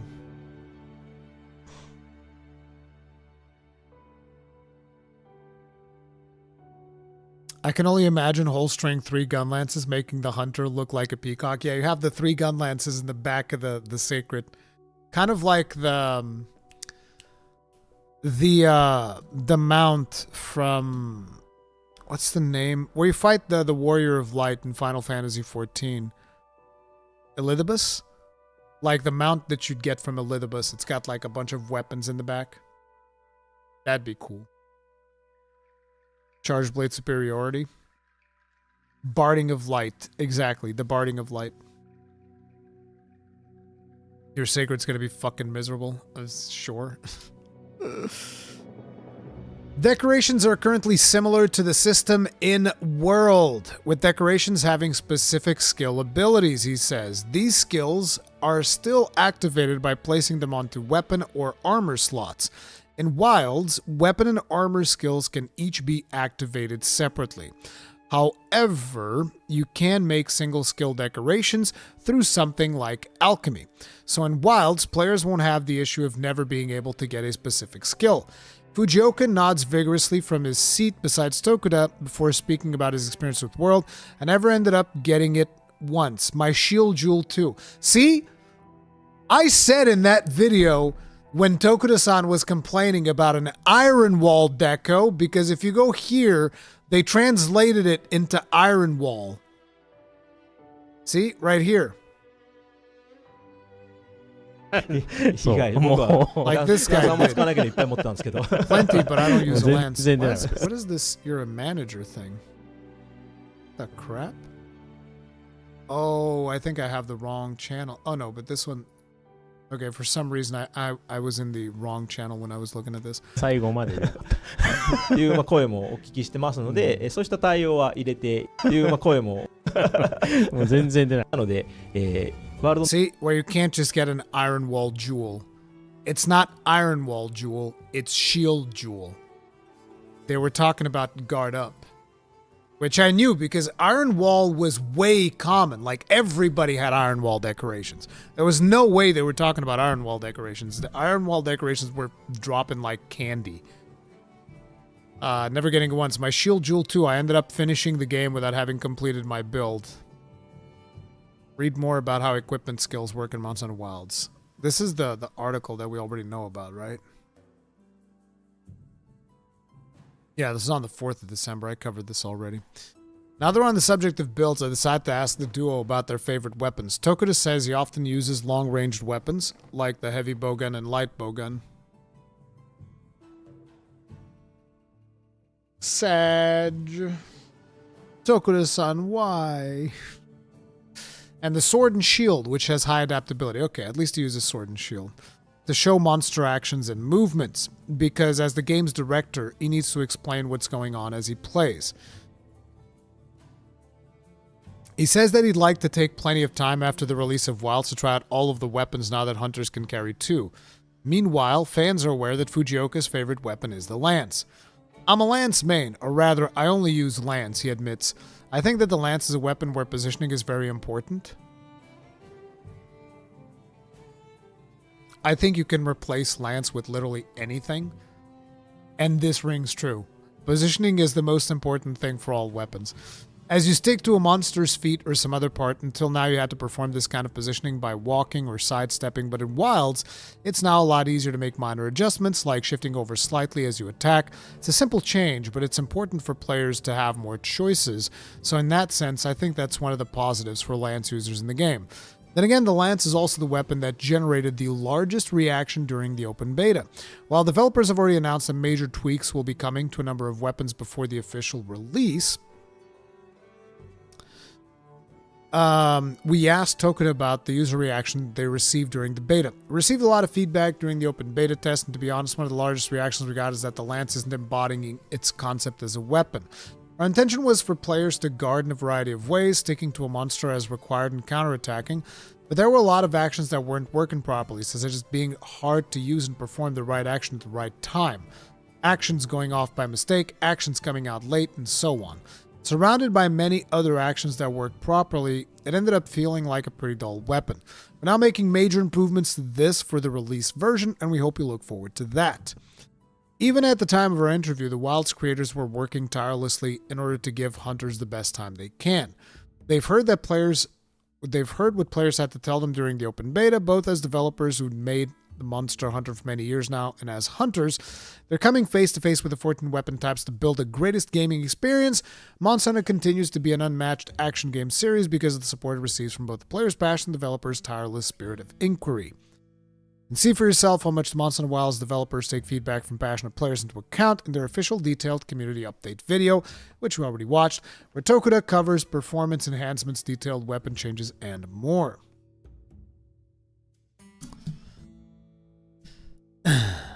Lance changes look great. Yep. Hope it has the damage. Keep up. Yep. Best game in the world. Absolutely. Abso-friggin-lutely. So before we jump into this, which is the developer direct, I'm going to do the Longbeard shoutouts. The Longbeards, thank you very much. Rob D, Star Kitsune, Chris Marks, Mr. Wipeout, Khalid Salih, Eugenian, Inquisitor Reed, Jojo Mojo 1512, Sierra 51, The Bug Shaker, Golf J, Eddie Arrow, D Luffy, Steve Virek, C Manta, Chief Hellhunter, Hidden Aussie, Draxus K, Dracmoth, El Renatos, Slam Iron, Saphirian, Twerkules, J Walco 4, Inazuma, I was about to say Inazuma 11, Senior Bacon, Sam Castellan, Devin Widener, Astronaut RH, Sherlock Para, Philip Figgy Grubham, Cold Brick, Red Pig Bank, Rambo the Nerd, John Coombs, Peggy 83, Pizza Man Invaded, Miz and Jamal, Angry Scott's Dad 23, Alex SSS, Robert 396, Shelby Neko. Thank you very much for being grossly incandescent. As Longbeards, you Giga Chads, tip of the hat. Appreciate the support. Thank you. And all the Iron Breakers and everybody watching. Thank you all so much. Now then, we need to watch this developer showcase. But before we do, I need to make myself what the British call a cup up. Oh yeah, this was the other thing that I wanted to tell you guys that I kind of forgot. Yesterday, I thought my streaming rig was dead. That was a power surge. This is what it looked like yesterday when I was messing with it. It was very frustrating because sometimes this computer does have this thing. I think that the motherboard has an issue because this isn't the first time the computer has done this to me. But if like there's any power related things, getting this damn thing to boot after a power occurrence is nightmare. Absolute nightmare. Okay? This thing right here is an absolute nightmare whenever there's any power shifting, anything happens. So we took the CMOS battery out. I did a CMOS reset. I took out the RAM, reseated all the RAM to make sure that everything was fine. Took out the GPU to just to see if maybe there's something going on with the GPU as well. I took out everything, put everything. The one thing that I didn't take out is the processor. I probably should like repaste the processor at some point. It's just I'm so lazy. I hate doing thermal paste. I hate doing repasting more than doing it the first time on top of that because I'm lazy. But yeah, this thing is 10 years old. At a certain point, I should repaste the bitch. But, basically I fiddled with it for a long time. Wasn't able to get it to boot. And then when I left, it was kind of like, it was starting. It wasn't really posting by the time that I was done with it yesterday. But it was a little bit further ahead. Because when I first started messing with it, it was just like fan noises and nothing. But after a while, I was able to get it to like get some error codes on the LED here and all of that stuff. Still wasn't able to fix it. So before I left, I completely unplugged it from the cable, left it overnight, came back this morning, and it was giving me different errors. And I was like, oh, maybe? And after a couple of more reboots, I was eventually able to get it to work, which was annoying. Even with a surge protector. Yes, I do have a surge protector power strip. I have like a power strip that surge protects and all of that. But then this morning, there he is. Everything's running. Everything's good. Seems to be functioning properly. And it's what is powering this stream right now. It's this computer. It's what's powering the stream right now. So yeah. Now, like I said, let me go get a cuppa. It's not a proper cuppa because it's an espresso. But let me just get an espresso, and then we're going to check this out. I'll be right back.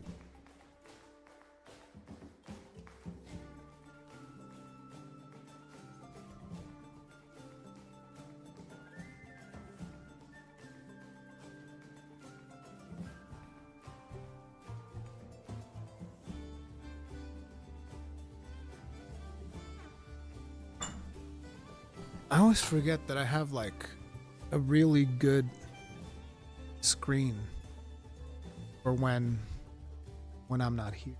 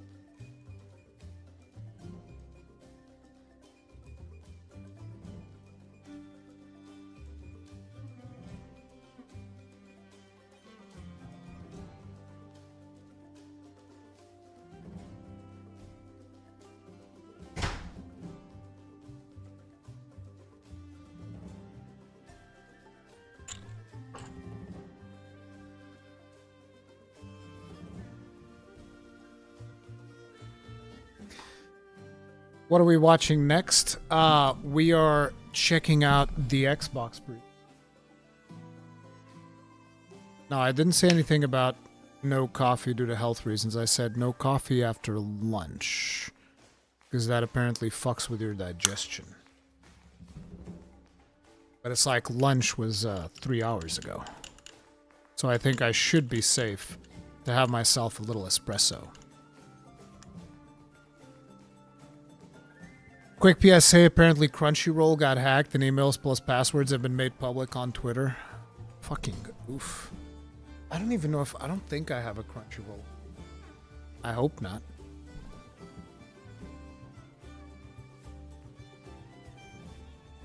Would you sacrifice Monster Hunter Wilds to revive the Soul Sacrifice franchise? No. It shouldn't take the death of a good game to bring another good game back. That's ridiculous. So no.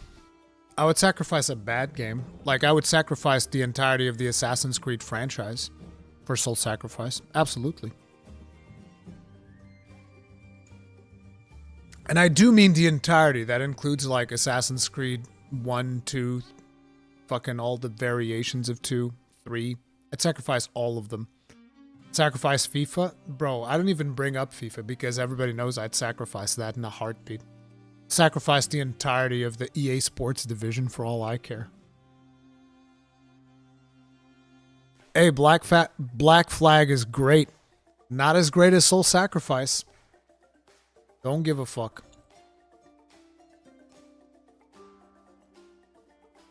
Sacrifice Call of Duty. That's not. I hope that's not even a question. I absolutely would murder Call of Duty for Soul Sacrifice. Can't we just sacrifice FIFA for nothing in return? You know what? You make a very good point. We could just sacrifice FIFA for nothing. It's not about the money. It's about sending a message. Oh man. It's not about the money. It's about sending a message. Oh, man.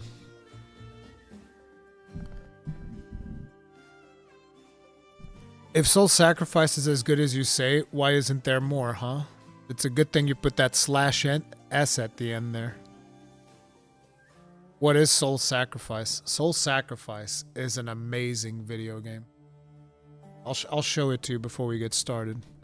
Soul Sacrifice would be like my #1 game that needs to absolutely return.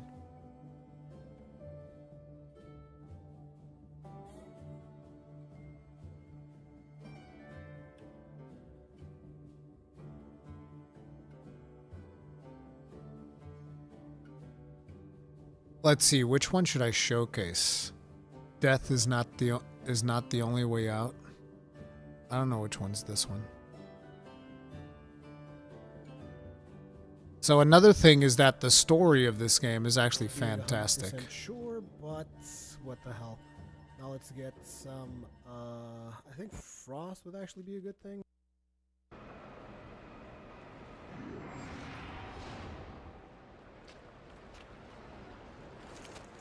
Let death be their salvation.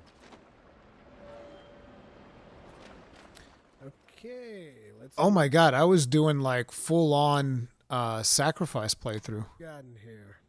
The hell is this? Level 25 sacrifice. But this is kind of like, for those of you wondering, this is kind of like a Monster Hunter type game. Except instead of weapons, you have spells. And so you have to combine your spells to become more powerful. And so you'd be casting all of these spells. So see right here, I'm doing like a mortar spell.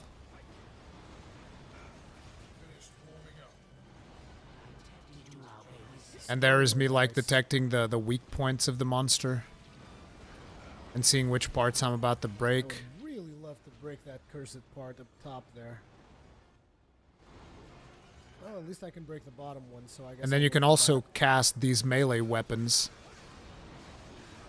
And you can also do melee combat using these melee weapons. So it's not like you can't use melee, you can. But your melee is essentially a spell. I need to get better healing spells.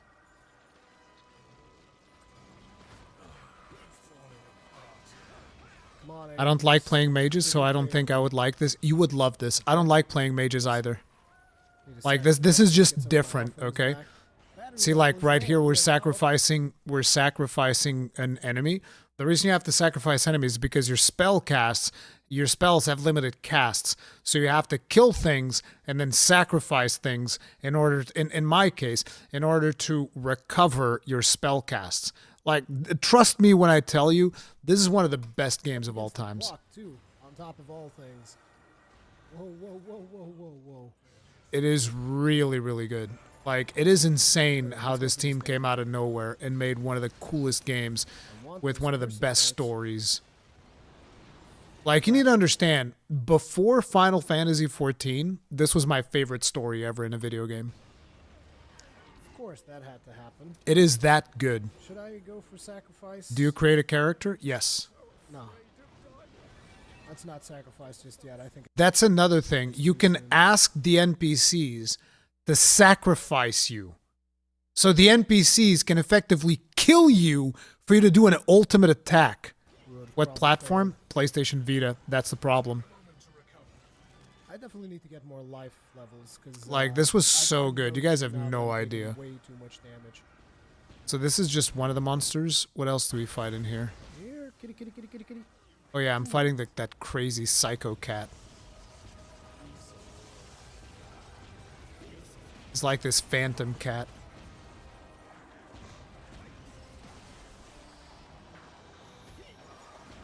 And you have ultimate techniques where you sacrifice, like you can sacrifice your legs Bring. for damage, you can sacrifice your arms, you can sacrifice your eyes. Full health. It's crazy. I should replay this at some point.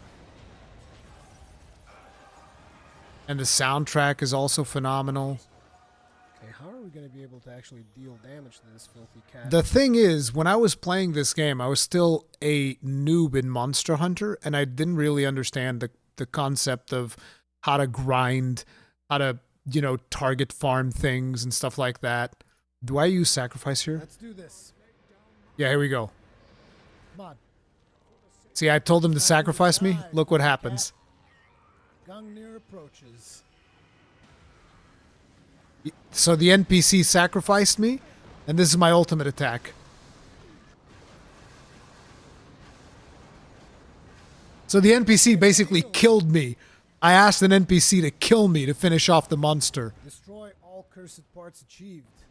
And we broke all of the cursed parts, but the cat's still alive. It still has a ton of health. Okay. So now I'm a spirit, and you can do things as a spirit to help out your teammates still. It's so good. You guys have no idea. You gotta be kidding me. There's no weapons in here? Come on. So I can still create a weapon and then go attack. This poison. I don't think it's affecting the cat that much, but... And I can also make it so that the cat becomes more vulnerable so that the NPC deals more damage. And then I can also buff my allies with additional damage. There's like a ton of stuff to do. Actually affects anything that I'm putting the defense down while I'm slashing it, but it's better than doing nothing. It's so, like, you guys just don't understand. This game was on a different fucking level. It was on a different level, okay? Soul Sacrifice. I wonder if Gaijin still plays this from time to time. Gaijin actually finished the game. I never finished the game because due to the fact that I was a noob when I was playing it, I made it to the final boss, but my spells weren't powerful enough to kill him, so I needed to go grind. But this was like years after the game came out, and I never bothered to go back and grind this stuff. So if I was to play that again, I would want to like replay it from scratch.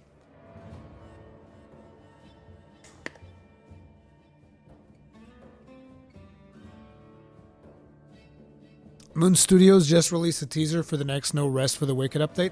Yeah, I'm waiting for them to finish that game.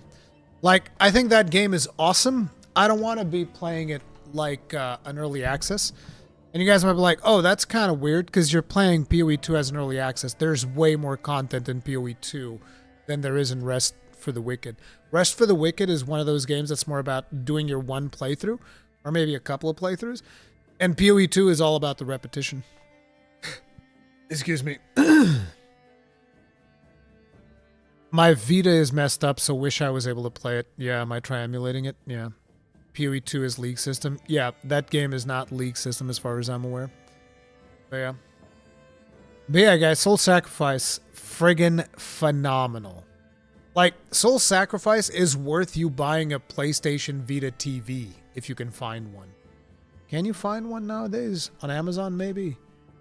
Like, dirt cheap?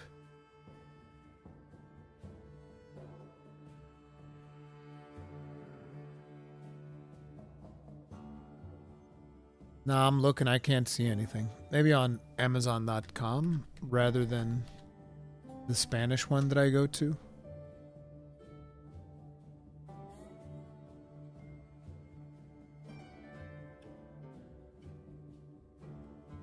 Japan imported 335 euros. Jesus Christ. You guys remember when they couldn't give this away It was selling for like $50. $140. Like, this thing was on sale for $50 at one point. Like, I'm telling you, it is worth it to get this just to play Soul Sacrifice. The game is that good. Would you even be able to buy Soul Sacrifice Delta? I don't think there's even a physical version of it. And I think that the shop closed down. Yeah, the shop closed down. Shit, don't buy a Vita TV. Because they closed the shop, so you can't buy this game anymore. Yep, this game is just like gone. Because you can't even buy it now. I guess you can buy the Japan import of Soul Sacrifice Delta. It's not even that expensive, actually. That's pretty reasonable. 45 bones? It's fucking good. Yeah, and this is Delta, because I was wondering if this was like a mistranslation or something, but no. This screenshot is from Delta, because this green faction doesn't exist on basic Soul Sacrifice. The Grim faction. You can't get games for it. Yeah, that's the problem. So yeah, don't buy a PlayStation Vita, actually. That's a terrible idea. Don't do it. Don't do it! I literally bought a Vita just to play this game. Best $200 I've ever spent. Yeah, dude. Yeah, dude. It is that good. I would watch you stream this while waiting for Wilds. We're kind of like so close to Wilds. I don't think I'd be able to do it. I don't think I would be able to do it. I kind of want to, though. Kind of want to now. Because, see, the problem is, it's such a hassle. Because I have the thing. Like, you guys want to see it? I'll show you.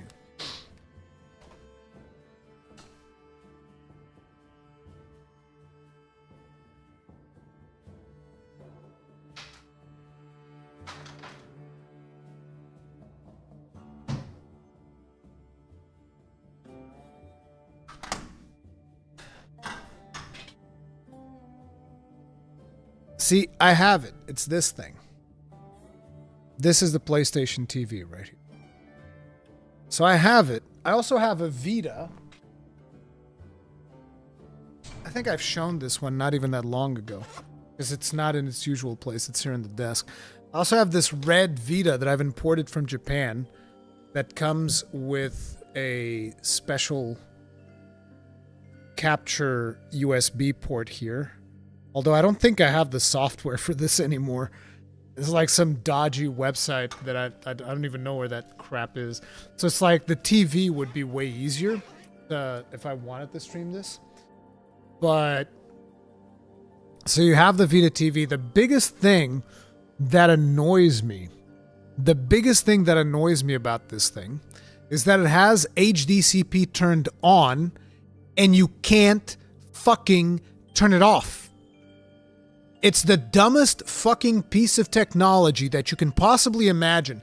This fucking, oh yeah, we have this HDMI, copyright protection, the HDCP. Nothing gets through our copyright protection. The super powerful HDCP that causes all kinds of problems with HDMI handshaking, but we don't talk about that. It's like, we have this amazing HDCP technology, and it's always fucking on, and you can't fucking turn it off. And I fucking hate that. It's the most stupid shit that you can possibly imagine. It's ridiculous that that is even a thing. But here's the thing, okay? Let me tell you something about it. You want to know what is the kryptonite of HDCP technology? Because I have it right here in my hand.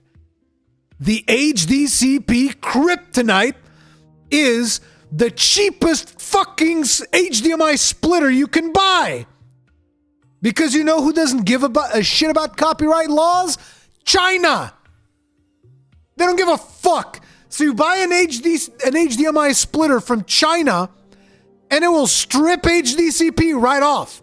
So you do a pass-through of your console through this cheap-ass piece of junk that I bought.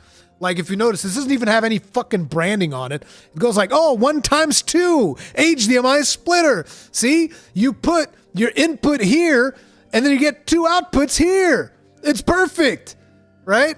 So this thing takes away HDCP protection. It's so fucking stupid, bro. It's so fucking dumb. But yeah, this is one of the reasons why I don't feel like doing it, because I have to, like, you know, I don't like my desk being too messy, and my desk is already fucking messy. But in order to play this, I'll have to do this thing, then I'll have to, you know, I have to plug this into the electricity. I have to put in like an Ethernet port so that I download everything, because I fucking hate Wi-Fi on consoles.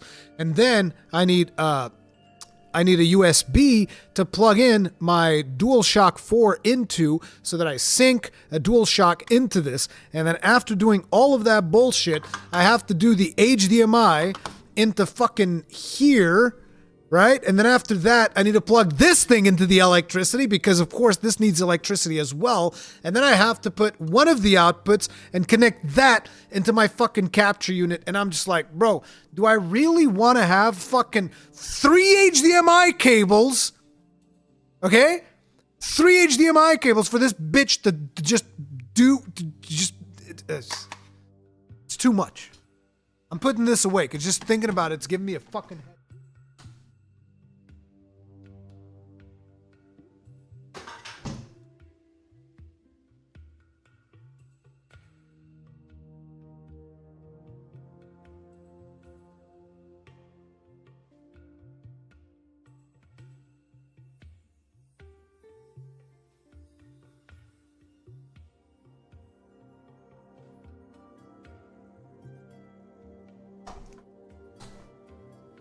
And I know that you guys are thinking like, man, Rurikhan, why is he so weird about this capture stuff?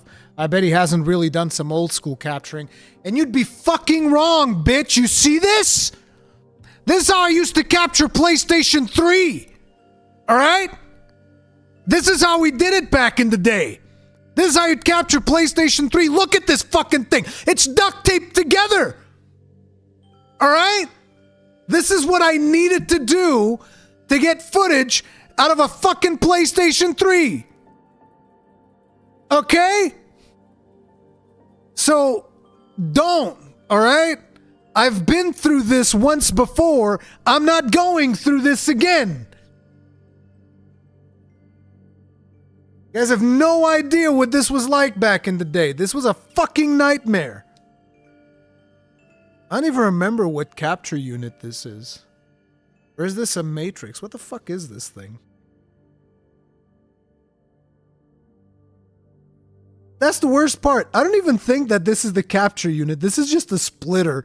This is the splitter to strip out the HDCP. So like, you see, before I had that tiny thing that I showed you there, the cheap splitter, this is what I had. Okay? Look at this fucking thing. I've been down this road before. I don't want to do it again. I don't want to do it again, bro. We're not going through this again. It's not happening, all right? Portuguese man screams at camera hoping his internet is working and people are watching. His hair's getting grayer as we go back through time. I am surprised that it was not Velcroed under the desk. Yeah, dude, you guys have no idea, okay? You guys have no idea what it was like back in the day. Because here's the thing. You see this, right? And this was just for stripping the HDCP. The actual capture card, the capture card was the size of a fucking PlayStation 4 almost, okay? Okay, PlayStation 4 is maybe too much. But it was about half of a Wii U size, okay? You guys know the Wii U, the big fucking chunk? Well, it's not super chunker, but it's somewhat big. It was like it was the size of a Wii. It was the size of a standard Wii. The capture unit was the size of a Wii. That's fucking crazy, dude. Young Ruri, sure, I make duct tape set up for capturing. Yeah? You're goddamn right I did. Wonder if do I have any PlayStation 3 games footage? I probably do. Like, what's a PlayStation 3 game that I've played? Let me see.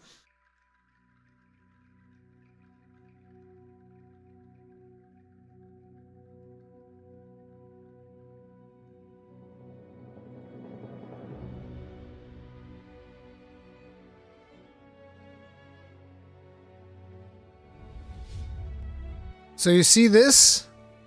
This was captured using this. All right? The game that you're seeing on screen right now, Last of Us, was captured through this. Plus a Wii-sized thing called the Apogee. Was it Apogee or Hapage? I don't know what the name of the damn thing was. Can we get like some maybe clearer footage? Jeez, this footage is fucking dark. Nope. It's getting darker. But yeah, this is the footage that I used to do my first impressions of The Last of Us.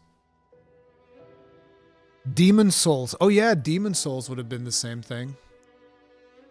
Although if I pull up Demon Souls, it's gonna bring up, oh no, I do have the original playlist here. Yep, this was definitely recorded using that. 100%, yep. My first ever Demon Souls footage. It's crazy. Look at this young guy over here. Look at this young Rurikhan looking dude. He had those fucking nerd glasses. I hate those glasses. Those glasses made me look so stupid. How was I so stupid that I wore those glasses for so many years? They made me look like such a moron. I genuinely cannot understand. Bro, but the Hat of Souls looked so new, though. Look at how new the Hat of Souls looks back then. Oh, man. It looks brand spanking new. Young and fat? Yes, true. Very true. Young and fat. Low rank Rurikhan. Are you sure you haven't changed, sir? The wearer looked new too. Yeah, this wearer looks worn. Looks a little bit worn. A little bit rough around the edges. Alright. Let's check out this this Xbox developer podcast, shall we, guys? What do you guys think? We got master rank, Ruri. Sure. Let's go with that. Give me a second. What's this?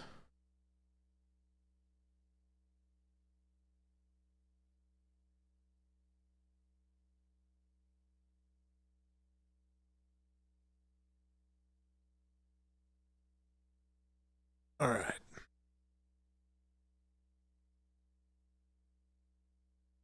All games are about the CRN development and do not represent final products. All games are available on day one with Game Pass. All games support Xbox Play Anywhere and Xbox Cloud Gaming, but buy once, play it on Xbox consoles, Xbox app on PC with cross saves. Enjoy the show.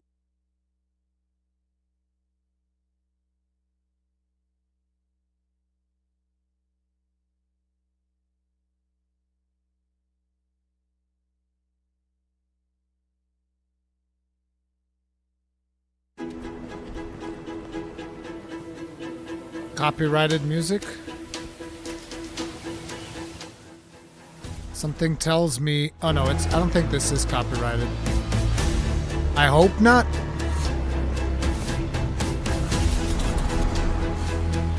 Four games, 4 studios. That one guy looked like Globku, straight from the devs.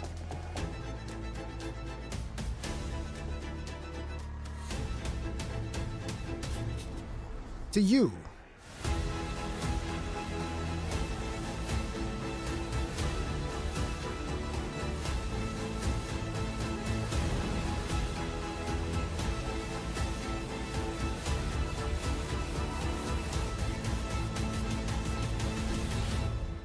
Yeah.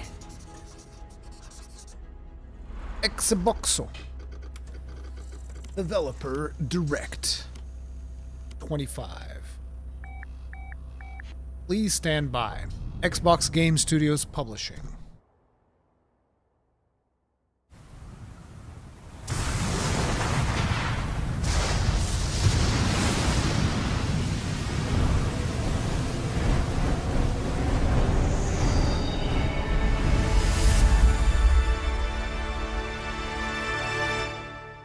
Team Ninja.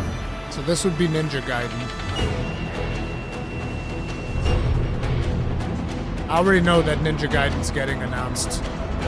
It's all over social media. こんにちは、コエテクモゲームズチーム忍者の Mohiku 安田美 Yasuda 彦で from す。 Team Ninja at Koei Tokyo Games. 今日は皆様にチーム忍 Pleased 者 to が announce 長く exciting 大切に news してきた about one アク of ショ our ンシリーズの flagship 新情報を action 発表で series. きる機会をいただけてとても嬉しく思います。早速ですが、 Without こちらを further ご覧く ado, ださい。 please take a look.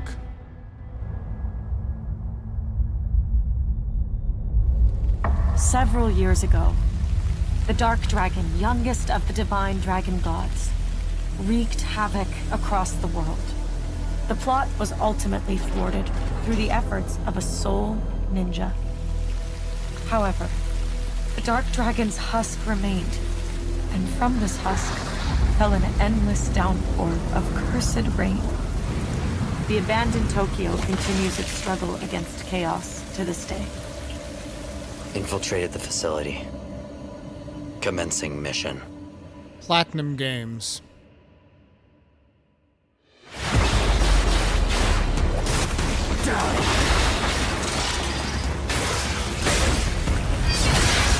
Damn, that's looking good.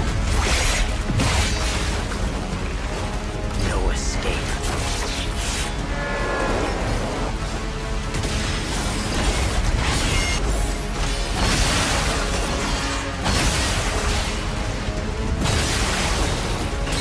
Longsword mains rejoice.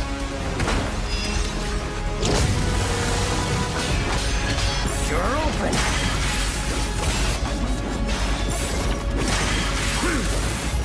That doesn't sound like Ryu though. Weak.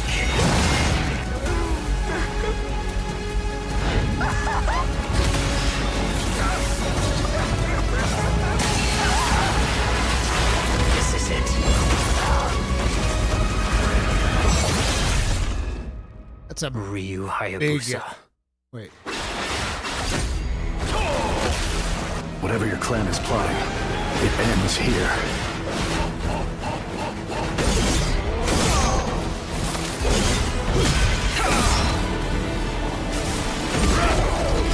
So there's two protagonists. Raven. Back off, Hayabusa. I will execute my mission. That's looking pretty good.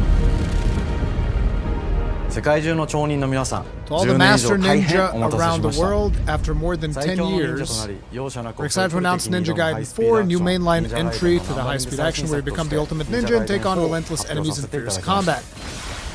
本作はプラチナゲームズさん Ninja との Gaiden 4 is a 協業で開 collaboration 発を between 進 Team めていま Ninja and す。 Platinum Games. See, that while that's interesting, it's like Platinum Games doesn't quite hold the same weight with me as they did in years past. Over the years, you know, I've kind of became a little bit wary of Platinum Games. Scalebound fell through. The team behind Grand Blue Fantasy also ended up cutting ties with them after a while. Like, I don't know what's going on over at Platinum Games, but it's weird. I've always been a huge fan of their stuff, but over the last couple of years, it's been weird. It's been very weird. So it's like them just plastering Platinum Games on there is no, like, it used to be you put Platinum Games on anything, and I'm just like diamond hard waiting for it. Nowadays, I'm like, oh, okay. Yeah, sure. We'll see. You know, that's kind of the way. I'm more excited about it being Ninja Gaiden than Platinum Games, which is weird because I kind of feel like in the past might have been the other way around. The action bona fides of Platinum Games need no introduction. Include great action games such as Bayonetta and Nier Automata. To mark Ninja Gaiden 4's arrival after more than a decade, we are crafting an adventure with a new Master Ninja protagonist, Yakumo, set in a fresh world, where players can immerse themselves in a brand new experience. The trailer you just saw also featured Ryu Hayabusa, who will play a pivotal role in the story. Yeah, this does feel kind of like DMC4. You know, where you had, what's his name again? Nero? Nero, right? It's Nero. Get the name of the... It is Nero, I think. Whatever. You have him, and then Dante comes in at the end. You play through the whole game with Dante again. Ryu's motives will be revealed as the story unfolds and lead him to clash with Yakumo. と戦うことになったのか、竜ハヤブサが戦う目的は何なのか、本作の物語の中で展開していきます。任務は必ず成し遂げる。邪魔をするな。物語は黒竜がもたらした正気の雨によって The story takes place in Tokyo, which has been devastated by the rain of the dark rod caused by the great dragon. この雨は黒竜がまだ This rain signals that the dark dragon is still alive. 雨が止まない限り東京に Peace will now 安寧は return to 訪れません。 Tokyo until the rain comes to an end.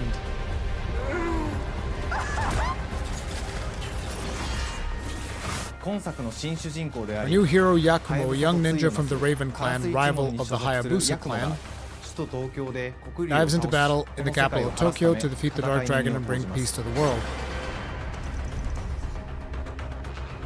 これまで忍者ガイ We デン are シリーズで preserving the 描かれ dark てきた hardcore ダーク atmosphere で of the ハードな世界 series. 観は継承し、そこにさらに危機 With を感じさ curses せ and る要素 chaotic として landscapes, the world 呪いや evokes a より heightened sense of 混沌と danger した at 景 every 観のデザイン turn. を取り入れています。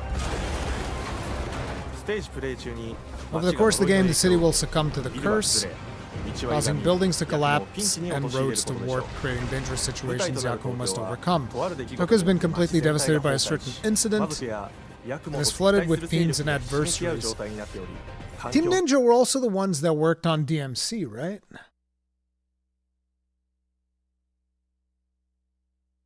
Yeah. Because a lot of these themes that they're talking about, how, oh, things are going to warp and shift and whatnot, that is just like a straight up call out to DMC. What do you mean, no?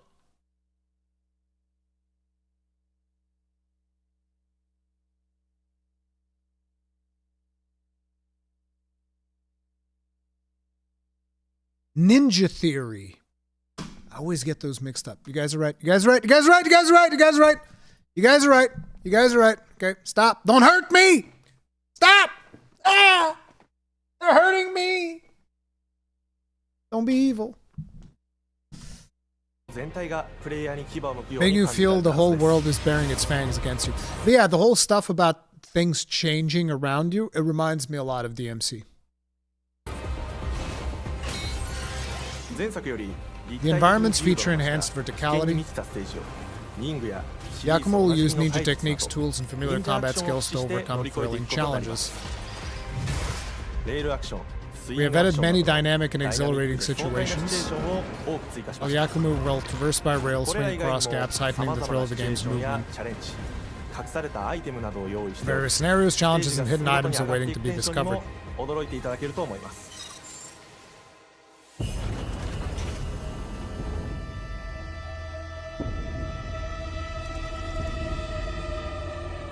Protagonist Yakumo is following in Ryu Hayabusa's footsteps to become a master ninja. He is still young, but is a genius ninja carrying the weight of the Raven clan's honor. Designed to be something that could stand alongside Ryu, the pinnacle, and a potential master ninja of the next generation.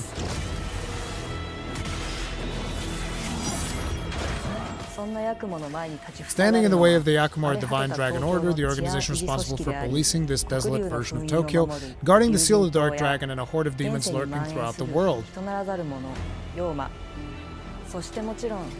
Of course, fiends also make their return.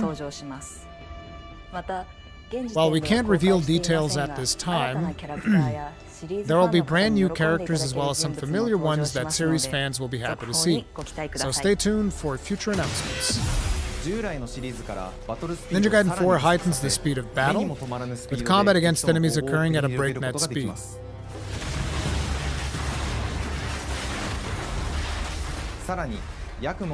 See, I'm too old for this shit.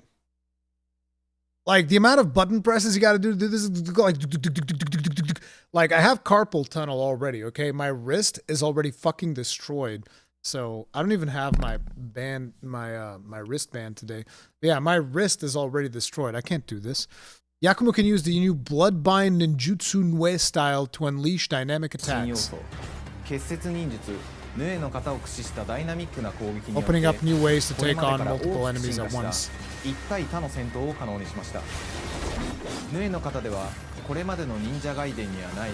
Say you who played Grand Blue Fantasy Liar? Yeah, but I was playing friggin' what's his name? Eugen. I was playing Eugen, which is gun guy. So I played Eugen and I played Vayne. Vayne was also not that fast. I didn't really play. I mean, if I was playing Charlotta a whole lot, then you could say that. Because Charlotta was.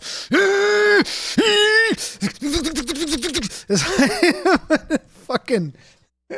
But Vayne? No, Vayne was fine. Vayne was not like, you know, that big of a deal.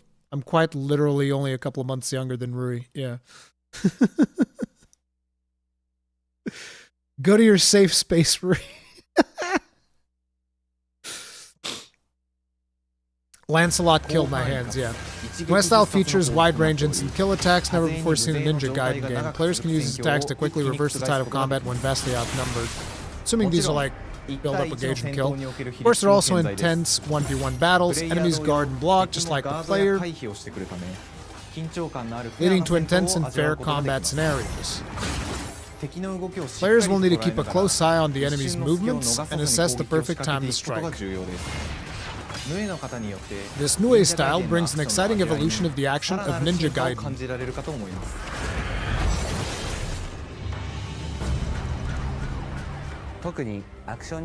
When it comes to action, we closely discuss every detail, such as feel and balance, on a daily basis. The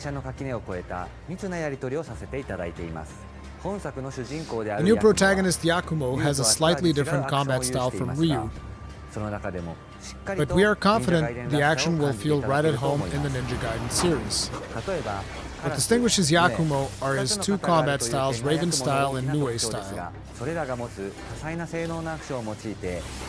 which can be used strategically to take on specific enemies and situations. Returning obliteration and ultimate techniques are also part of dynamic and speedy combat, and are key tools in Yakumo's arsenal. Yakumo and Ryu both offer unique gameplay styles,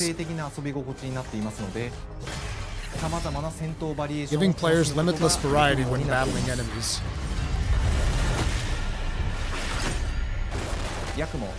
Both characters can perform legacy abilities like the Flying Swallow and Izuna Drop, as well as new unique movesets that I hope you look forward to in this new Ninja Gaiden.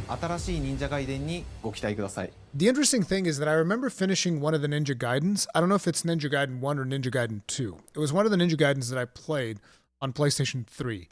And I was such a noob. I had no idea what I was doing. I have no idea how I ever finished that game. But I did finish it.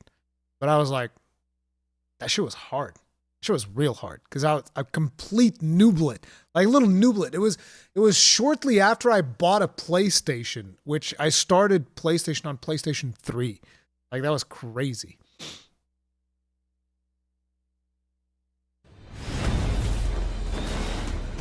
They're staying true to the challenge and deep action that defines the Ninja Gaiden series, while incorporating the speed and dynamic expression of Platinum Games. We're putting all of our efforts into making this a true mainline sequel that continues to evolve the series. Our aim is to deliver a fair, engaging combat experience where players experience the thrill of battling relentless enemies. Can't wait for you to get your hands on the new entry to the Ninja Gaiden series. This game will delight both series fans and newcomers alike. Please look forward to the game's launch. It's been many years since we stealthily, like ninjas, teamed up with Platinum Games to begin creating Ninja Gaiden 4. We are so happy to finally be able to share it with you. Look forward to delivering it to you in fall 2025. Stay tuned for further information. They actually put PlayStation 5 on an Xbox broadcast. Available on Game Pass, Xbox Series X, SPC, and PS5.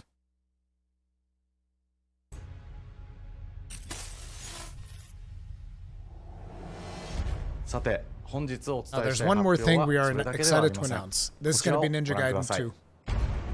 I might buy this. I might pick this up.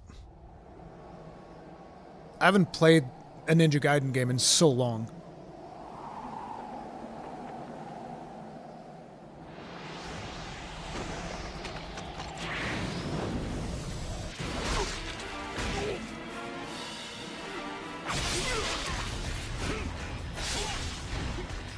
Fighting Cowboy played the beta? The beta of what? What?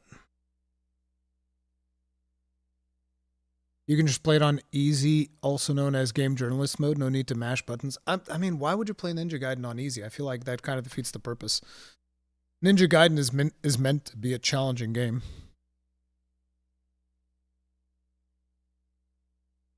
Was the original Ninja Gaiden side-scrolling? Yes, absolutely. No, the original Ninja Gaiden was side-scrolling. I used to play that back on the Game Gear. Yeah, it was side-scrolling. Cowboy played Ninja Gaiden 2. It's out now. Oh, okay. I should pick that up. Thing is, I don't know anybody at Microsoft. Microsoft, for some reason, they don't like me all that much. So yeah, I don't know. So I have to like actually buy it. I can't get like a code. Yeah, I remember this fight on the plane. So this is the one I finished. Yeah, I remember specifically this fight on the plane. Because that's a plane, by the way. I know it looks like a hangar or something. This is a plane. Like, see the engines here and shit? You're fighting on a plane. So yeah, this is the one I finished.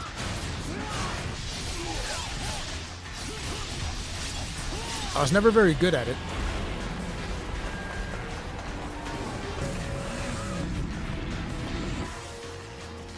Oh yeah, here's an interesting thing. Because I saw this trailer this morning, and this is something that Akalon brought up in Mythic Banter. Did you notice that the Xbox version of this trailer is different from the PlayStation version? The Xbox version doesn't have any women in it.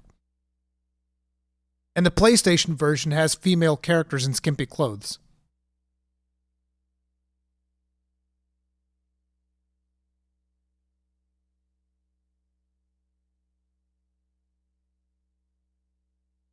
Yeah, that's the thing. And the trailer duration, about the same. My path leads through the land of the dead.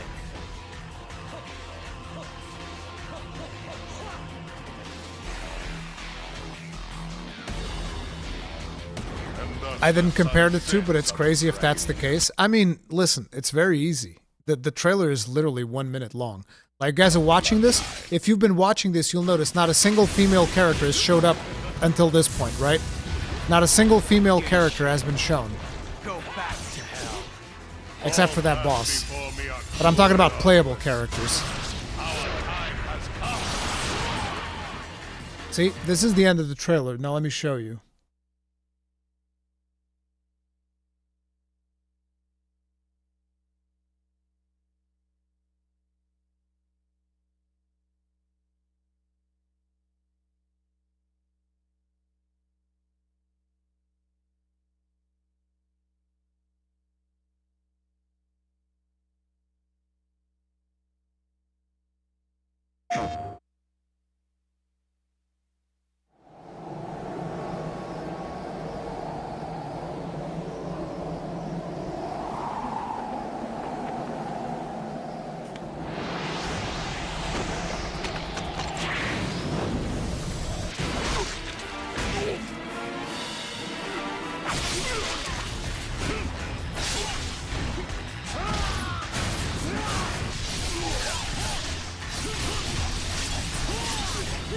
See? You didn't see this on the other one, did you? My path leads through the land of the dead.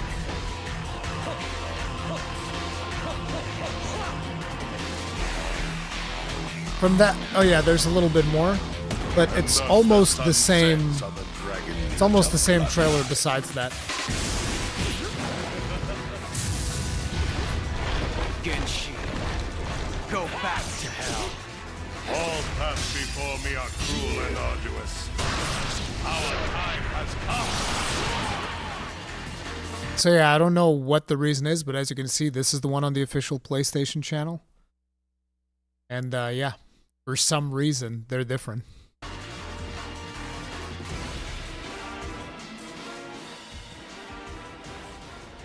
Can you pause, Rui? I need to go 忍者 calm ガイデン down 2 now. のオリジナル Sure. 版は2008年に Xbox 360で発売し、バイオレンスな表現とハイスピードなバトルを皆様にお楽しみいただいた作品です。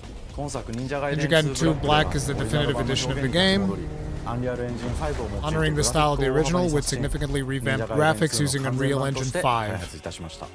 綺麗なグラフィックで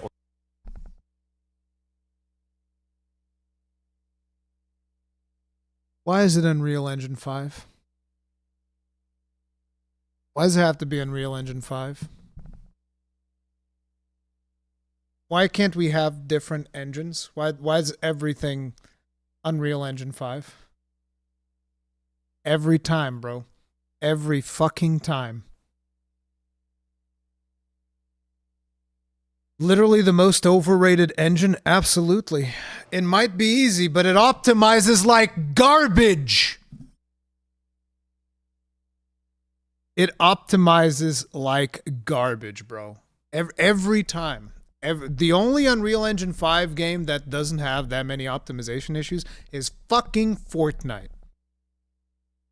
Yeah, Unreal Engine 4 is actually fine. If the devs are skilled enough, it hardly matters. Listen, Awakened Crowl, the one thing that I can tell you is out of a lot of video games that I've played over the last couple of years, the ones that always give me the most problems with optimization is Unreal Engine 5. Always. Always, always, always. There's always fucking something with Unreal Engine 5. Always.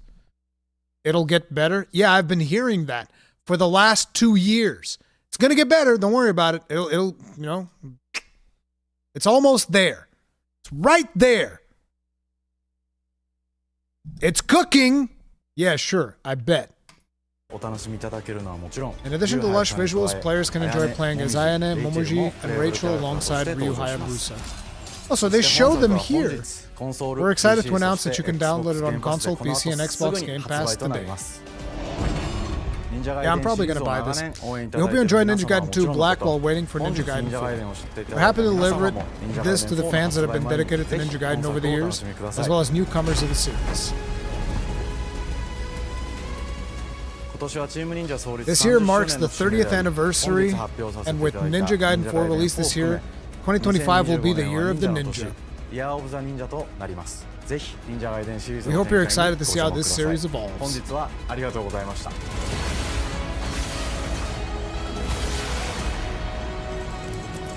Is it just us with AMD cards, Rurikhan? I don't fucking know, dude. It might be, but it's like, I just don't want to deal with it. I don't want to deal with it. Like, listen, if Unreal Engine has a hate boner for AMD, then Unreal Engine can, I don't fucking know, but it's always an issue. Always. I'll see if it's not the case with Ninja Gaiden 2, but I'm just expecting it now. Every time. Michael Monroe, over 35 days left till Wilds. Fun fact. With 35, Monster Hunter tries base rosters start with 35 monsters, 17 small monsters, and 18 large monsters. Thank you very much for the souls, Michael Monroe. Tip of the hat. Appreciate the support. Thank you. It's easier to replace developers using Unreal Engine 5. Ooh. Hope we have skills in Monster Hunter that are disabled on Sacred, such as speed sharpening or defensive skills. I don't know. I'm on the same boat as you, Rurikhan, but you're being very rude to me. I'm very delicate. Why am I being rude to you? And I know you're not delicate. You're many things. Delicate's not one of them, Paul. Not tricking me. The engine of Wild Hearts is even worse than UE5. Just contents. Oh, God. I don't even know what engine that is. What is the engine for Wild Hearts? But that was fucking terrible for that game. Wild Hearts engine. Katana. It's just called Katana. Yeah, it's a longsword. See, that's what you fucking get. When you name your engine after a longsword, turns out it's garbage. That's what you fucking get. That's what you get.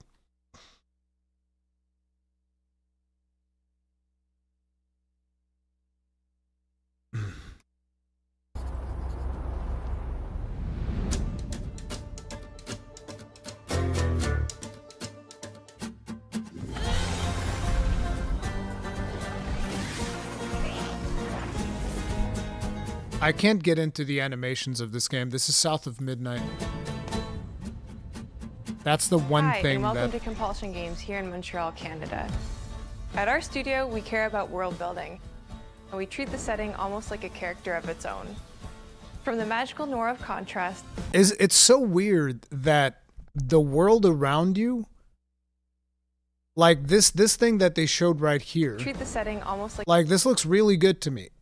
Okay? I'm looking at this and like, this looks great. Then I look at the characters and I'm like, this looks terrible. I don't understand what your priorities are. a character of its own. From the magical noir of contrast to the alternate history of We Happy Few, we draw inspiration from the landscape to shape mood, drama, and intrigue. For South of Midnight, our third-person action-adventure game, the story and characters bring a folkloric Deep South to life. This gave us a chance to explore Southern Gothic themes with a dark fantasy twist. So while our protagonist Hazel is at the forefront of our story, it's the macabre elements and larger-than-life creatures that will leave a mark on her journey and growth. Like, see, this is the weird thing. Like, look at the frame rate of that monster. Like, look at the frame rate of this monster that's about to pop up, because the stream is running at 60 FPS. Everything in the image right now is 60 FPS, except for this monster. Larger-than-life creatures that will like, what the fuck is that? Why would you do that? Mark on her journey and growth. And look at the characters, like all twitchy and stuff. I don't understand this. It's meant to look like stop motion. It looks like ass motion. That's what it looks like. It is really picking up out there. Did you pack everything? Mama, this ain't my first hurricane. I know what to do. So wait. As long as you didn't forget the Flashlights and batteries. Oh, shit, we got 5 minutes. Let's go. We wouldn't be rushed if you didn't. Don't mumble. Speak on it. I said we wouldn't be rushed if you didn't waste all that time at the shelter. Now, you want to bring this up, right? It's toggleable? Are you sure? So I can just not deal with that shit? Oh, okay. If it can be disabled, then it's fine. Do whatever the fuck you want. Then I don't care. I'm Yeah, just sure. saying. Hazel, please. We might need some help. I might need some help. While you're out helping everybody else. Hazel!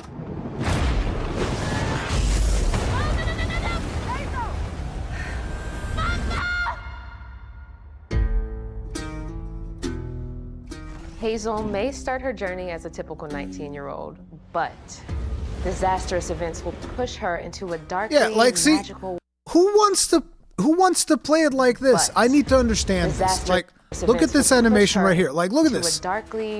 Who would want to play it like this? I genuinely, like, does anybody here wants to play it like that? I genuinely do not understand that. It is so hard for me. Like, why would you want garbage frame rate on your character specifically?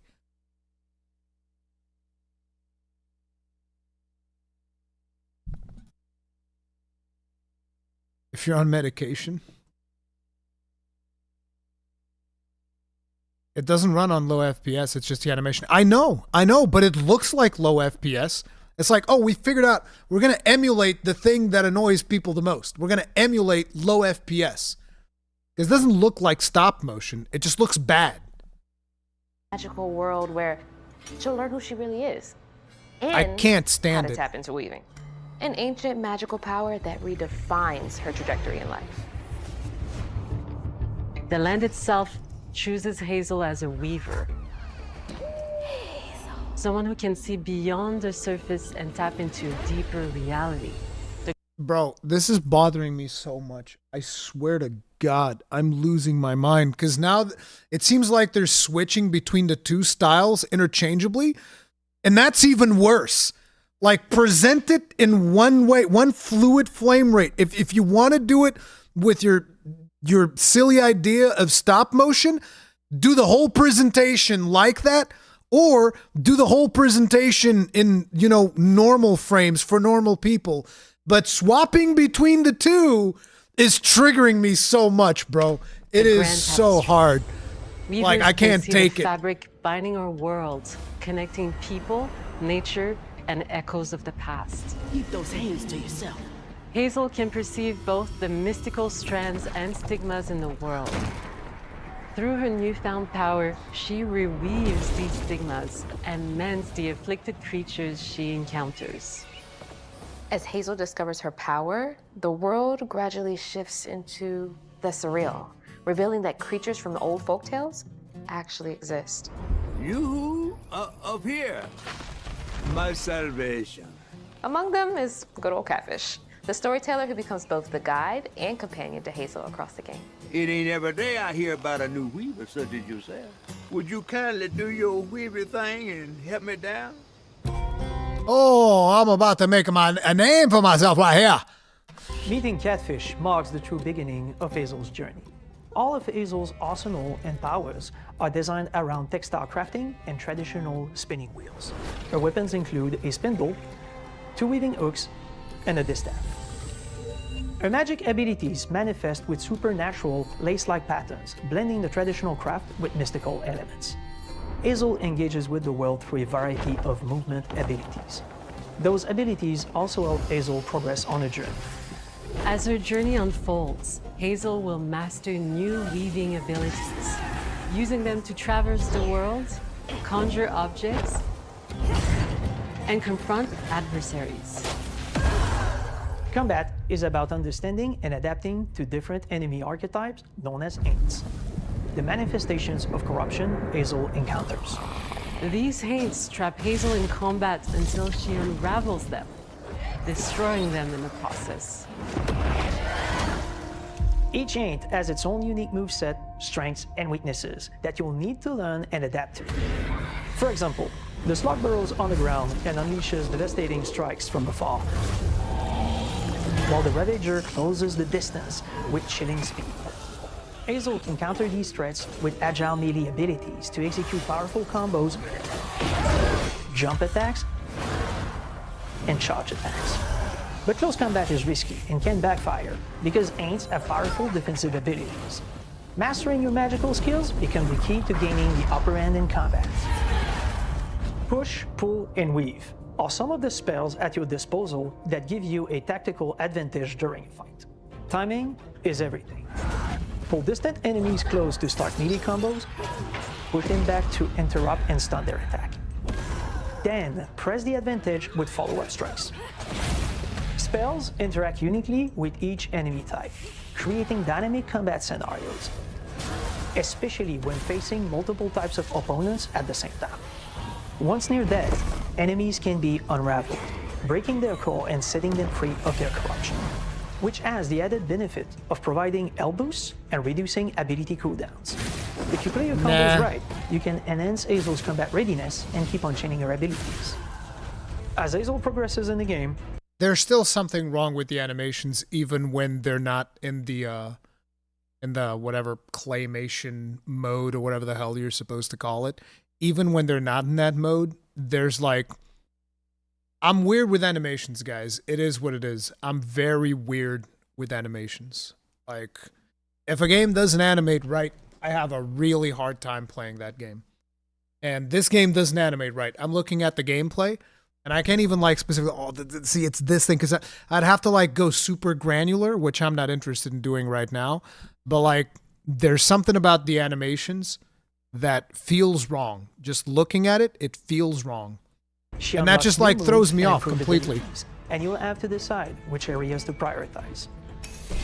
The upgrades will change how you approach combat, like enhancing area of effect attacks, or refining push and pull skills to improve precision and make them feel more rewarding.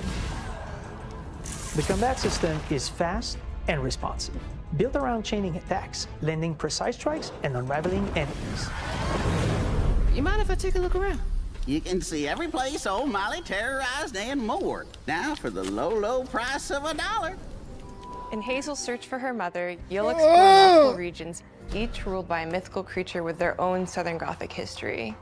You'll gradually uncover the backstories of these beings, once human or animal, who were transformed by tragedy, their secrets waiting to be discovered.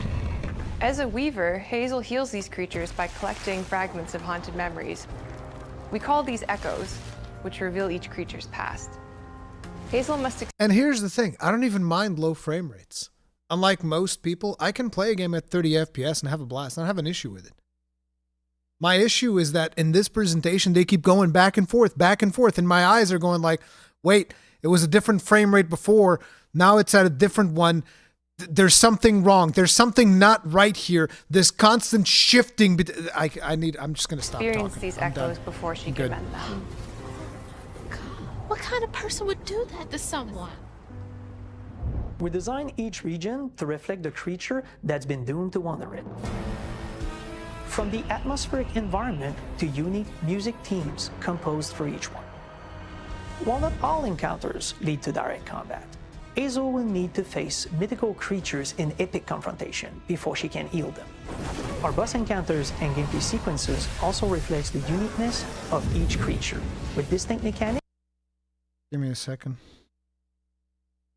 What the fuck?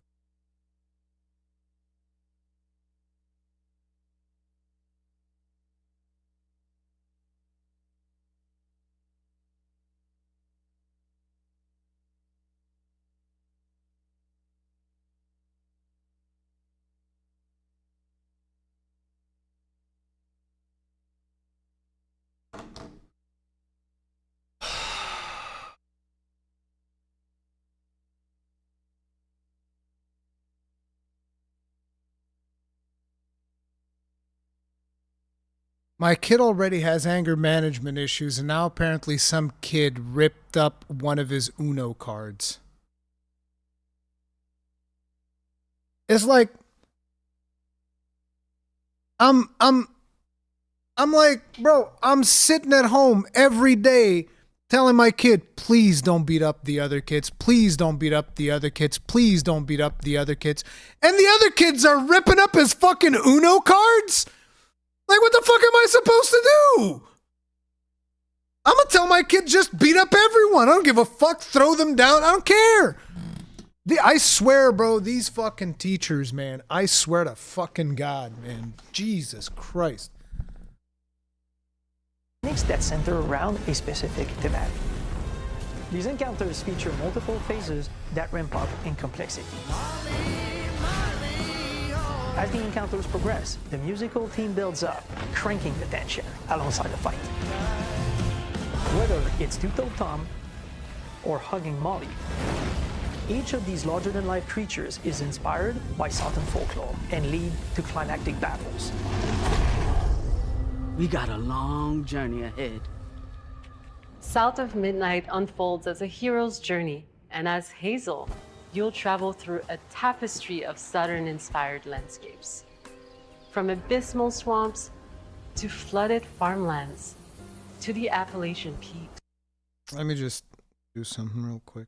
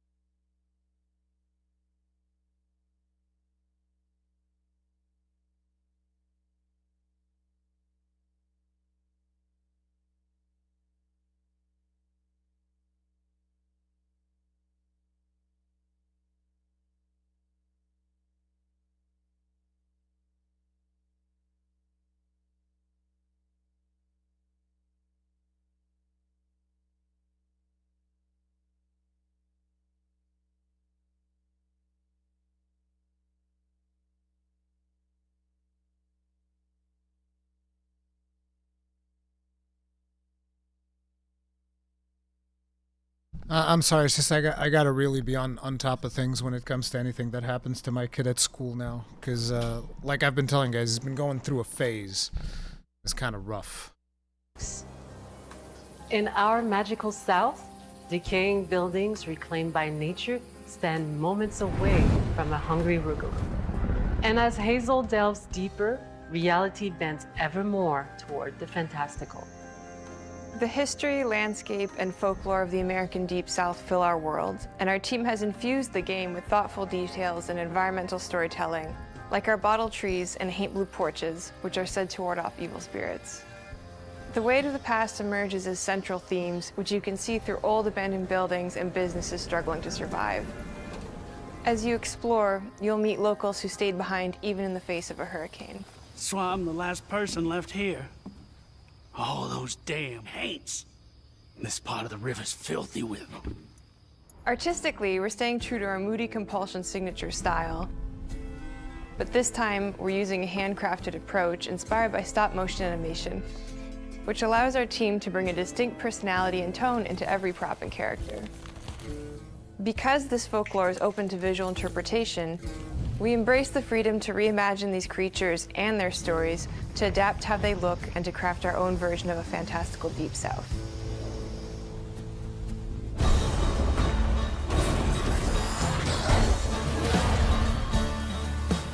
At Compulsion Games, we love to craft our... You know what I realized? This is actually genius of their part.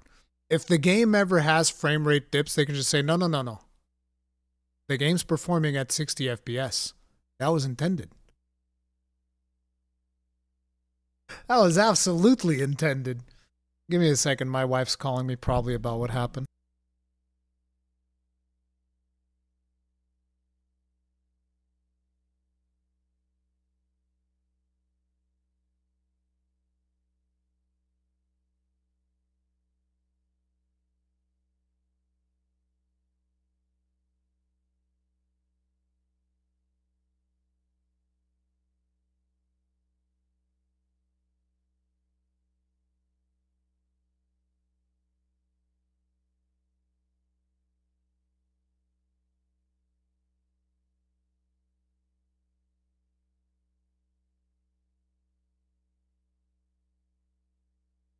around central teams. We are lucky to have talent across all our disciplines that collaborate to give South of Midnight such a unique personality.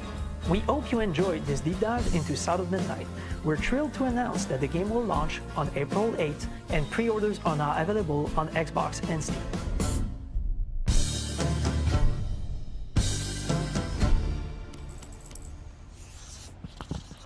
It's like, I'm curious, but I like I said, my biggest thing is just that animation thing. I can't get over it. It's weird. It's really friggin' weird, and it freaks me out. And I know that because the thing is, the combat, I think it could be fun because it looks fun. It looks like it'd be interesting. I like third-person games.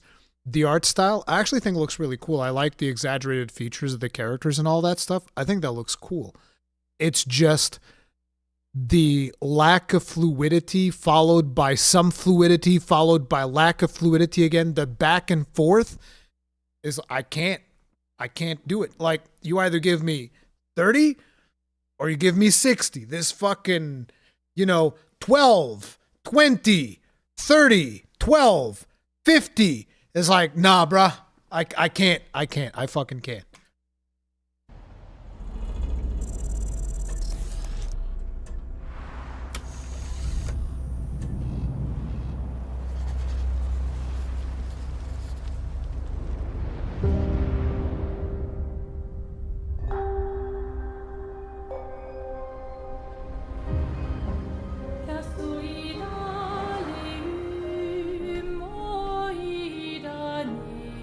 Bonjour everyone, we are Sunfall Interactive and welcome to our manor.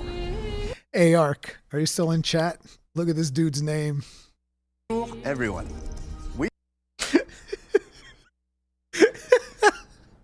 Only Portuguese people will understand that one. We are Sunfall Interactive and welcome to our manor. We are a small studio based in Montpellier, France, working on our first game, Clair Obscur Expedition 33. It's a turn-based RPG set in a fantasy version of late 19th century Belle Epoque France. Here we are. Our grand adventure in game development actually started as a solo passion project. I wanted to create something like the JRPGs with turn-based combat I grew up with and loved. Final Fantasy. The latest tech, refresh the genre. This with looks new features, so good, dude. and took place in a compelling world. I knew I needed help to realize my dream. I really want to First, play this I one. turned to a programmer I knew would get it. Guillaume and I started This guy trading looks like ideas right Glopku. away, and that quickly turned into trading files back and forth. Soon, He's like a nerdier version of Glopku, because Glopku has bigger muscles. I was creating the first prototypes of the reactive turn-based system, combining real-time offense and defense element, and a cinematic battle camera system. Things really clicked this when we looks tested awesome. the first version of those features. We felt we had something both challenging and fun. As Tom and I went back and forth and iterated on game elements, a vision started to come together, and I shared it with an old friend from university. Guillaume and I are both passionate gamers, and when he described the project, I quit my job the following week and joined the team without hesitation. Because I believe What a that in Chad. video games, success... He just went up to his boss and said, like, I quit, bitch. I'm going to make a better game. Fuck you guys. I actually don't know where he worked before. Imagine if the dude was working at Ubisoft. Imagine that guy was working at Ubisoft and he's just like, gets an offer to work on Clair Obscur's Expedition 33 and he's like, thank God. Oh my God. Oh, thank you. Oh, thank you. always starts with a strong creative vision. And we had that defined by 3 core elements. A story with great emotional depth, gameplay that innovates on the classics we love, and a world that is completely original, beautiful, and immersive. We founded Central Interactive on these tenets. A group of friends with a shared vision and the drive to make something great. This too is your legacy. Core to every great RPG is a compelling story. And Guillaume and I spent 4 years intensively developing and refining ours. And that started with the hook. 67 years ago, a massive slumbering paintress and a monolith appeared with no warning. Once a year, the paintress wakes and paints a number on her monolith, and everyone who has passed that age is erased. Every year, that number ticks down, and everyone dies younger and younger. Expeditions depart to kill the paintress, determined to fight until their final breath, but none have ever returned. Our story follows Expedition 33. Expeditioners. So I guess the whole thing is like, as the years were passing by, people just go in there because like, well, I'm gonna die the next time she's gonna do it. So I'm assuming Expedition 33 would be people that are 32 years old, because they're the ones who are going to die the next time the expedition, the paintress shows up and paints it again. That's actually a really cool. That's a really cool motivation. It's like, oh, why are we fighting this bad guy? Because we're gonna fucking die if we don't. That's why. That's actually pretty cool. We honor your dedication. Guillaume and I knew early on that we didn't want to focus on good versus evil. What's interesting to us are people who, yes, are flawed, but who care deeply about each other. And conflicts arise because they have different perspectives on what needs to be done. I'm sorry about earlier. We wanted our story to feel dark and mature, with adult characters who feel like real people with real experiences. I'm always missing something that everyone else just gets. That character reminds me of the dude from Twilight. What's his name? Robert Pattinson. The heart of the story That is character about right there. overcoming an existential threat while struggling with loss Wait, and grief. Isn't Robert Pattinson one of the voice actors?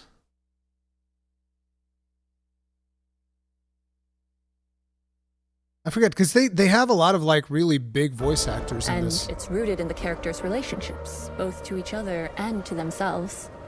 What are we gonna do, huh? Tell me. What are we gonna do? Robert is the VA. See, that's what I was talking about. Wait, they have the thing.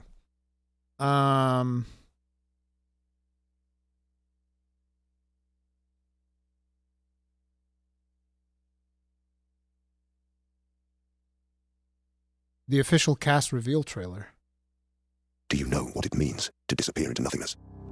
Oh, I know that the big one. The big name was the guy who does Gollum. That was one of the ones. Their memories,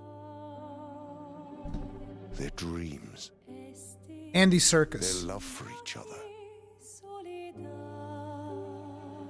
We exist for as long as she wants. You won't yet understand. But this is kindness, not cruelty.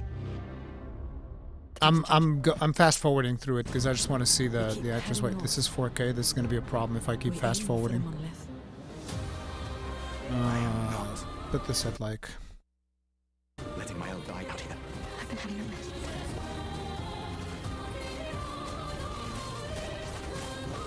Why do you refuse to see I am doing this for us? Oh, familiar somehow.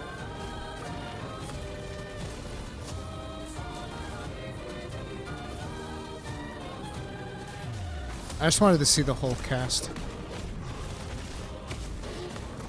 I forget when they show up. May everything be decided before the very eyes. Oh, here we go. Between the bars. Charlie Cox. Yeah. Between everything be decided. Kirsty Ryder. For the very eyes. Shala Nix. Charlie Cox. This is the guy who plays Matt Murdock on Daredevil. Jennifer English. That prison. Andy Serkis. In the shadow of the monolith. Ben Starr's Verso.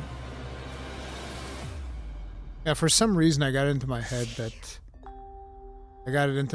it was friggin' Robert Pattinson. In a world like this, how does one stay hopeful or make peace with their fate? What duty do we owe to each other or to ourselves? These questions are deeply personal to me, and they permeate the story behind the story. Know that Lumiere fights with you. Tomorrow comes. Expedition 33. The characters all have their own motivations and perspectives. Gustave and Lune are deeply invested in the expedition, even if they fight all the time. To them, the mission is tied not only to their family, it's central to their identity and purpose. Protocol doesn't cover every contingency. You know that. Contrast that with Ciel, whose darkest days have already happened. What are the stars whispering to you? Actually, I'm the one whispering to them. It's something my dad and I used to do. And Maëlle, who cares more about really living her life, not just living longer. Gustav, are you real? It's not all dark, though. Along the way, they meet various colorful NPCs and recruit Monoko, who is a friendly but kinda bloodthirsty philosopher and a fully playable character. He has a really cool battle mechanic where he can turn into the enemies he defeats. What are you doing? Just need the foot. Aha! He's very, very old and has seen many expeditions come and go. He is a Gestrol, which are a group of playful beings who view battle as a form of meditation. They're fun and sort of ridiculous. You'll meet Monoko and many other Gestrols across the game. Bonjour. And of course, there is Estier, who is one of the oldest and lore-wise the most powerful creatures in the verse. Estier is that powerful? He will be your mount and help you travel to secret corners of the world. And if you bring him back his special stones, you can unlock abilities for him to access new areas of the world and find exciting secrets. I'm strong, but I'm not that strong. Everyone has their own reason for joining the expedition, and each of them has their own story arc and resolution. This game looks like it's going to be very, very interesting. In addition to a strong narrative, we had a clear vision for our own take on the genre's core gameplay.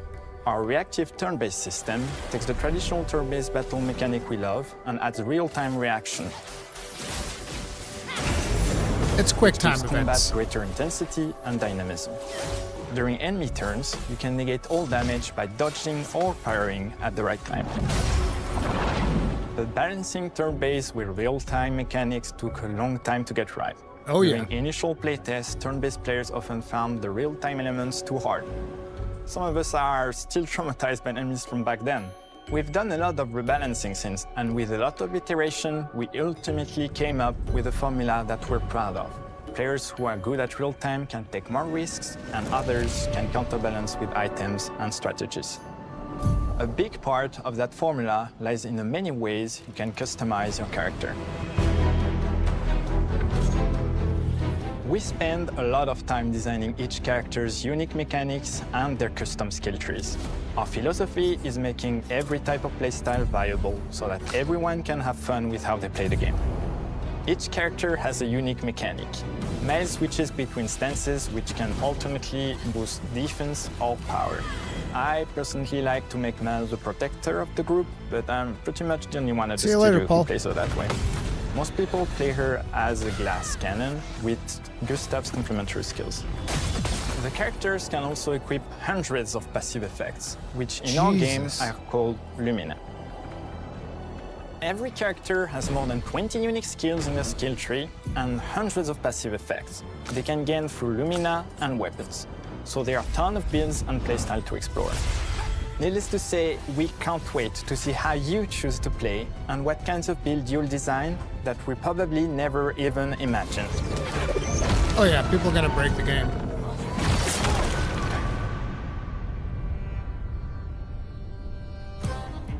Our story is set in the French fantasy world, and I was really excited to design something unique. Every level has its own color and texture identity. For example, the Gestural Village is an early area in the game where players can enjoy a fun break. We wanted something that feels chaotic, grungy, and toy-like. It's basically a bazaar. Everything's disorganized, chaos everywhere, huts are unsafe, built without much thought. It's a place where anyone could fight you at any point, which is pretty much what the Gestrals are like. The Gestural Village is hidden inside the ancient sanctuary. The ideas here were forest, labyrinth, and sentinels. I designed it as a vibrant place, like an old graveyard of Gestrals, or forgotten wooden toys in a box, with two main colors, red and white. I wanted to make it feel cozy, hidden from danger, with traps and labyrinths in case enemies get in. Same process with the characters. Minoko came in a single concept. I thought of a monkey-like body, white fur with a black and red flat mask. Ladies, could I? Ow! Definitely a Gestral. For Eske, we needed a cuddly companion to take us around the world. I thought instantly of a giant inflatable balloon and old Victorian pillows with many intricate motifs. We start with the core themes and ideas, and the visuals grow organically from there. From the very start of the project, there was one thing that we absolutely wanted to bring back from older JRPGs. A feature we really loved, but is very rare these days. A completely 3D and navigable world map. Yes, we've got a world map. And it was a real challenge to create, both artistically and technically. And it ended up a lot bigger than we expected. You'll definitely need Eske's help traveling around. Here we go! We're super happy with the result, though, as there's a lot of side paths and entire hidden levels. If you want to fight the toughest bosses of the game, you will have to explore. Good luck.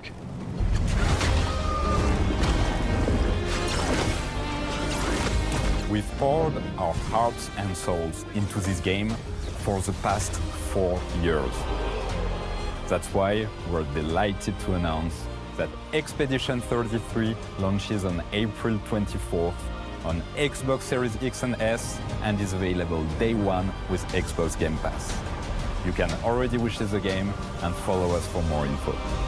This also comes out on PlayStation, PlayStation, to invite I you think. into the world of Expedition 33. We are a small, passionate team. It's our debut game, and we can't wait for you to discover our story, our world, and our take on the turn-based genre. On behalf of everyone at Sunfall, thank you for joining us. Tomorrow comes. Demain viendra. Tomorrow comes. Demain viendra.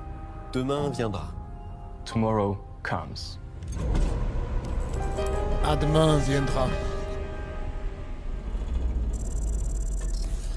Before we continue, let me take a bio break. I will be right back.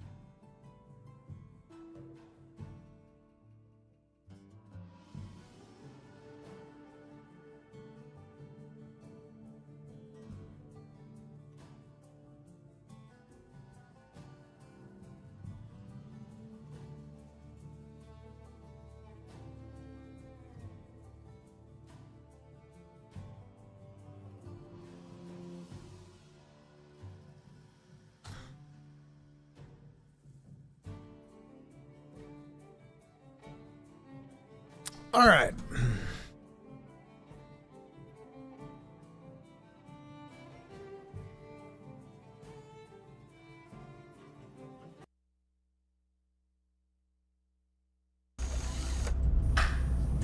Doom Dark Ages. Let's go.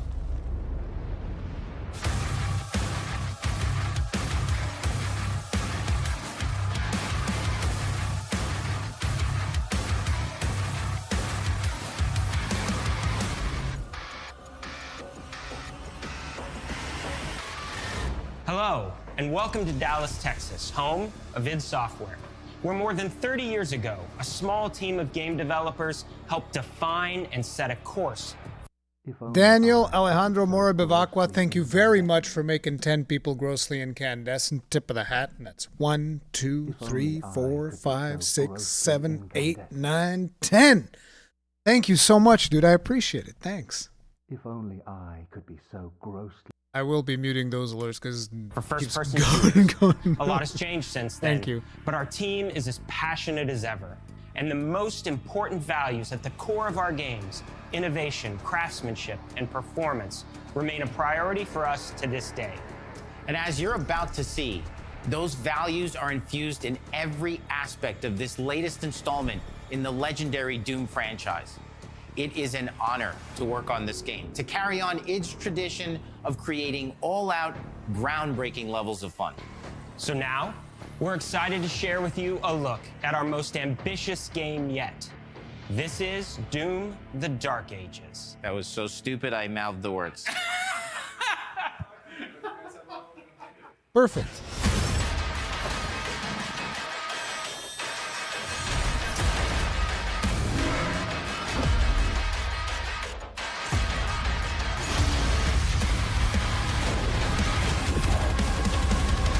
I love the more primal looking Doom guy. In the Dark Ages, you will feel like the superweapon in the center of a medieval war against hell. Set in a cinematic sci-fi fantasy world full of locations to explore, powerful weapons to unlock, and enemies to conquer. This is a prequel to Doom 2016, and that's given us the opportunity to reimagine every aspect of this experience. So if you're new to the franchise, then Doom: The Dark Ages will be the perfect entry point into the series. And if you're a longtime fan, then you'll be proud to see, in a lot of ways, the feel of the game is really a return to form. So let's break it down, starting with the combat. In Doom Eternal, you felt like a fighter jet. In Doom: The Dark Ages, you'll be an iron tank. Heavy, strong, but still fast. A grounded combat system with an emphasis on power over the acrobatics of Doom Eternal. And a balance between enemy projectiles and player movement speed that makes strafing to aim viable again, just like in the classic Doom games. But it's not all about nostalgia. Innovation is the goal, always. And so for Doom: The Dark Ages, it's an all-new world with new tools and new mechanics to master. Let me introduce you to the Shield Saw. Yes, dude! Throw. Parry. Deflect. All from one input. It's contextual, tons of depth on a single button press. You know, we want every Doom game to stand on its own as a unique experience. So in 2016, we asked you to run and gun. In Doom Eternal, it was jump and shoot. And in Doom: The Dark Ages, you're gonna stand and fight. My kind of game.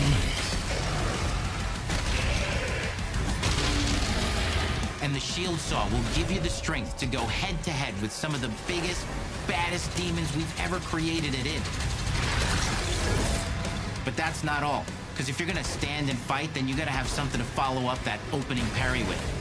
How about an iron flail? Yes! Or maybe an electrified Melee Doom, bro! Or even a Doom spiked mace. Yes! That's right, we have 3 melee options that are part of a melee system. All on one input, complete with combos and upgrades. And it's totally awesome. And you can finish off the demons now with an all-new, unsynced, completely in the player's control glory kill system. From any angle, in and out, as you see fit. And it feels amazing. You'll feel the boot, unstoppable dude. smashing your way through the horde with total freedom. And that seems like a ton, but that's just 2 inputs. We got one more really important button that we haven't talked about yet. The trigger.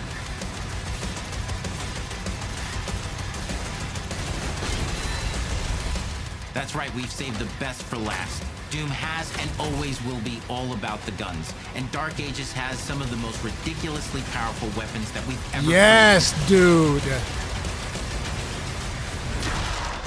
Mean. Ancient. Brutal torture machines built to butcher, impale, and shred the minions of hell with. Only in Doom. That's the mission statement for the design of these never-before-seen, insanely fun-to-use tools of mayhem that only the Slayer has the power to wield.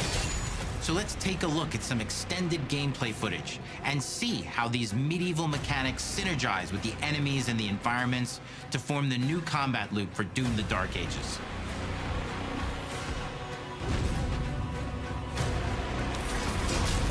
Bonk.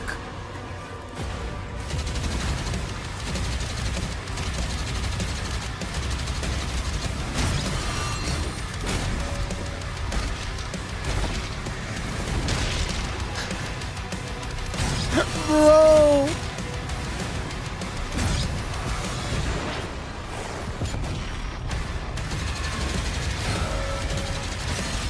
Interesting that you can only parry certain moves.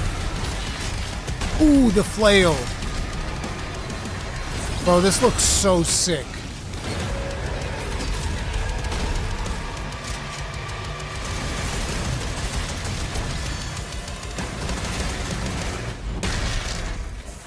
And under the hood, for the first time in an id game, we've made our combat more approachable and flexible than ever before, with a new difficulty system and sliders. I hate this. I hate this. I hate this. No. No, no, no, no. You do not fuck with parry timings. God. No, dude, no. No, I'm sorry. No, no, no, no, no, no, no, no, no. And I already know that people are going to call me a gatekeeper and blah, blah, blah, blah, and all of that bullshit. Call me whatever the fuck you want. I don't care. But like, listen, you do not, I repeat, you do not fuck with parry timings. Why does every game feel the need to do this? But Ruri, think of the journos. Like, the journos can play the game just fine, or they can switch it to easy mode. I don't care. The thing is, a parry timing should be the parry timing. That's it. I don't like when parry timings are all of a sudden fucking dynamic. It's like, oh, based on the difficulty that you choose, parry windows are going to be tighter or not as tight. It's like, no. Because, let me explain to you why. No developer can properly deliver a solid experience with a varying target when it comes to parry windows. You can't do it. This is stupid. And I always criticize whenever any video game does this. I always criticize. I remember that like Jedi Survivor did this. And I know that there's a bunch of other games that have, what's the name? Veilguard did this. There's a bunch of games that do this. They fuck with parry timings. You shouldn't do that. It's bad design because you're never going to be able to please everybody. For a lot of people, it's going to feel super loose. For most people, it's going to be super tight. And it's like, no, you aim for one thing, you code for that one thing, and you make that one thing feel real good. Okay? That's the way you do it. I'm fine with it. I'm not elitist. This isn't about elitism. This isn't about elitism. This is about how do you make the best possible experience for players. And the best possible experience for players is, here's your parry window. This is how it's going to feel good. And here it is. This is why Dark Souls is so much better at doing this type of stuff, because they're like, no, here's our one difficulty. This is the difficulty you play the game as. There you go. And then there's New Game Plus if you want to keep going. But this is the intended difficulty from the beginning to end. These are your parry timings. These are all the things. I hate when they do this. And look at how big the slider is too. Look at this. This is fucking massive. Parry window 600. What is this? Milliseconds? There's like more than half a second of a parry window? And under the hood, for the first time in an id game, we've made our combat more approachable and flexible than ever before, with a new Yeah, look, goes all the way from 250 to 600. Vanquish, thank you very much for the souls. Tip of the hat, appreciate support. Learn how to play the game or don't play. Yeah, absolutely. I don't agree with this. Like, you don't, if it's one thing you don't fuck with is parry timings.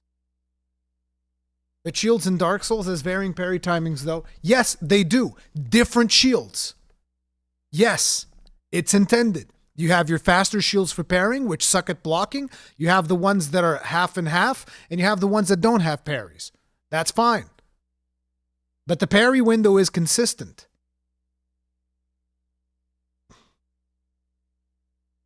difficulty system and sliders that will allow players to tune the speed and challenge of the game to whatever fits them best. You know what game did this? You know what game did this that lets you tweak all of the difficulty settings? Veilguard. You know what game had a shitty difficulty setting? Veilguard. I played it on the maximum difficulty setting. It was a fucking cakewalk. You wanna know why? Because developers can't balance all of those difficulty options. That's why I'm against it, because a lot of people think they're like, oh, you're against all these difficulty options because you're an elitist and you want to keep people from playing games, blah, blah. No, I'm against all of these difficulty options because I've never seen anybody implement it correctly. Not once in all the fucking video games I've played throughout my life. I've never once seen a developer implement that number of difficulty skills correctly, because what ends up happening is if you play on the hardest difficulty, enemies are going to be like super fucking spongy. They're never going to die. Your parries are going to suck ass most of the time. And what do you get for it? Fuck all. That's why it's bad. Like, you want to know another game? By the way, I'm a huge fan of this franchise, so you guys will know. Xenoblade Chronicles 3, they decided we're going to have a hard mode. The hard mode is fucking dog shit. I'm playing on it. It is terrible. It is one of the worst hard modes I've seen in my... Hello? Are we back? I think my internet had a hiccup. Hello? Can you guys hear me? What was the last thing that you guys heard me say?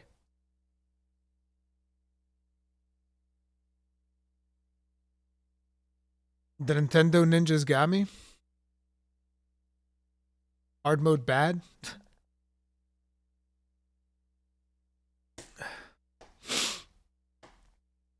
Veilguard's ass? Xenoblade's hard mode is dog shit? Okay, yeah, whatever. I didn't say Xenoblade Chronicles 2 gameplay was trash. Shut up, Vanquish. You scream at difficulty too much. Whatever. But yeah, you guys get the picture by now. Yeah, it's bad when you fuck with that many settings because you can never do a good experience. Pisses me off. You can slow things down or speed them up. It's a Doom for all Slayers. And the gameplay doesn't end with just the Slayer. We finally have for you, you've been waiting for 2 games now, to get in and pilot your very own 30-story Atlan, which is a mech. It's the size of a building, it's powerful, and you can beat giant Titan-sized demons to death with your gauntleted fists. And if that wasn't enough, we also have for you your very own fire-breathing, Gatling gun-toting cybernetic dragon. What the hell? One-and-done features either. They have a full suite of abilities and even mini-bosses. The spectacle is epic. The Power Fantasy is unlike anything we've made it in. And the combat systems behind these features are deep and tons of fun. That looks pretty friggin' badass. And as cool as all that is, we know that fans of single-player action games expect more than just great combat to pull them through the experience. So we're excited to share with you not just the gunplay, but the world of Doom: The Dark Ages. Your hero's journey will take you to the far reaches of the Doom universe. Mysterious worlds from the Slayer's past, dark forests, dungeons, ancient hellscapes, battlefields, and worlds beyond. And through exploration, you'll be unlocking new abilities and godlike powers every step of the way. Now armed with your trusty shield saw, you're gonna cut, leap, and smash your way through environments full of secrets and treasures. There's always something new waiting to be discovered or destroyed. Now let's take a closer look at just one of the many missions you'll experience in Doom: The Dark Ages. In this level, you will meet the enemy at the gates and save a city from certain destruction. Explore the medieval battlefield outside the castle walls, seeking out targets and enemy formations along the way to engage with as you see fit, with any gun you choose. So it's going to be kind of open worldish? Explore what is the largest play space ever in a Doom game, discovering secret caves and dungeon-like mines in search of vital resources. A little bit hesitant on You open control world the stuff. pace of the game. Where you go, who you fight, and the objectives you pursue. It's a Doom sandbox full of war and riches.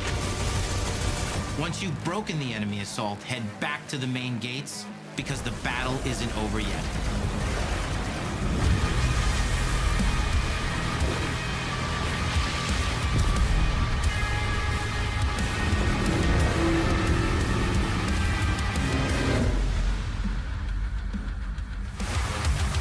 And the soundtrack to your epic adventures will be composed by the award-winning team at Finishing Move, providing you with a metal soundscape that's loaded with guitars, medieval vibes, and pure adrenaline.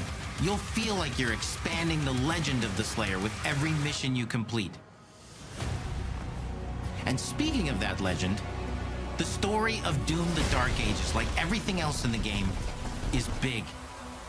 It's a summer blockbuster event with everything on the line, and you are the star of the show. Your power is coveted by your enemies and withheld from your allies. With the Slayer imprisoned at the start of our story, the balance of power between good and evil is shifting, and time is running out. It's a new story and the perfect entry point for new players. It's easier to access now as we've taken the narrative out of the codex and into the cutscenes, featuring new characters, old allies, and powerful new villains. And for returning players, it leads directly into the Doom 2016 Slayer's Testaments. It's an action story worthy of the Slayer's legend.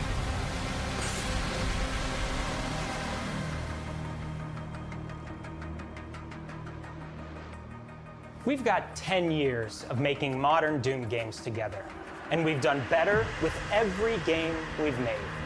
The hope with all this, the goal, is to give players an experience that's as fun to play as it was to make, and make something that's good enough to become the best game id has ever made.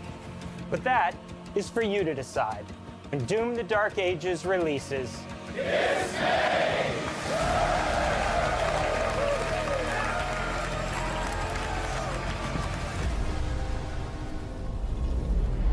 Hell yeah.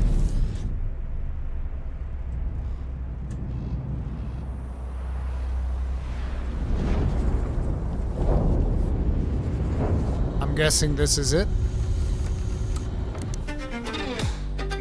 I cannot move. This is so like You will feel like the superweapon in the center of a medieval war against hell. All of Hazel's powers are designed around textile crafting and spinning wheels. The combat system is built around chaining attacks and unraveling enemies. Our reactive turn-based system has a real-time reaction, which gives combat greater intensity and dynamism. 忍具やシリーズおなじみの体術など忍者アクションを駆使して乗り越えていくことになります。皆様に進化した忍者ガイデンを触っていただける日を楽しみにしています。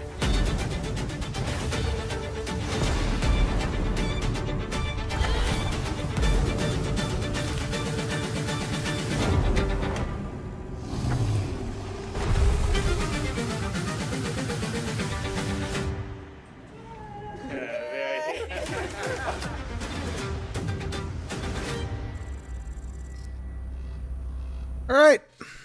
That was pretty good. I thought that was a pretty good presentation. I don't know how people feel about it. I haven't really checked like social media for any of this stuff, but I thought that was a pretty good presentation. Obviously, there's things to be criticized. South of Midnight is the one game that's like a big question mark for me amidst all of this, because like I said, the animation stuff is just really throwing me off. Ninja Gaiden, I'm excited to check it out. I might replay Ninja Gaiden 2, just because I want to see what they've done with that. We'll see. Expedition 33, absolutely playing that. And then Doom Dark Ages, yeah, I want to play that one too. It's just, bro, it's going to be one hell of a busy season if I'm going to be playing all of these goddamn games. And Monster Hunter Wilds on top of that. So Monster Hunter Wilds is obviously going to take, it's obviously going to take precedence over all of this stuff. But, yeah. Not my game. Don't care for those games anyway. I think a lot of them look pretty cool, personally.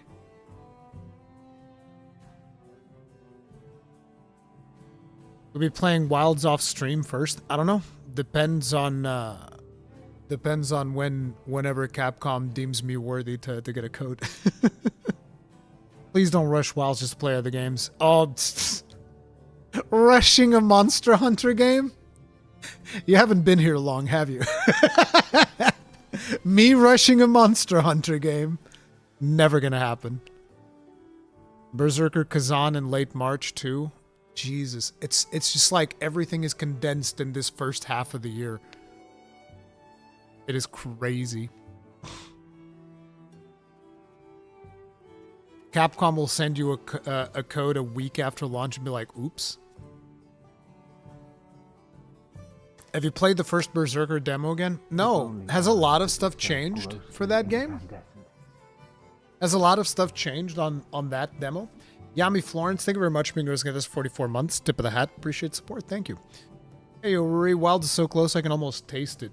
I can't wait to hunt my old friend Gravios again. Yeah, dude.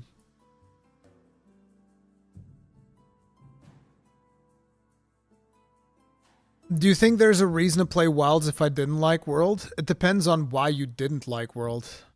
Rurikhan, are you live streaming your first time in Wilds? I don't know. Like I said, it depends on when I get access to it.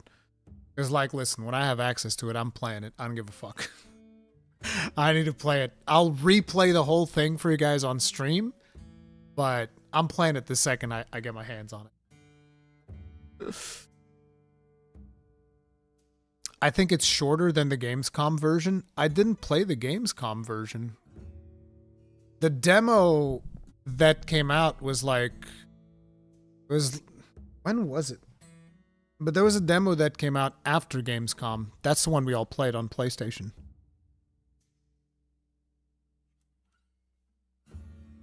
The other demo ended on... I forget what was the boss. Wait, I'll show you guys. Sam Castellan, thank you very much for being consistent for 5 months. It's a long beard. You get Chad. Tip of the hat. Appreciate support.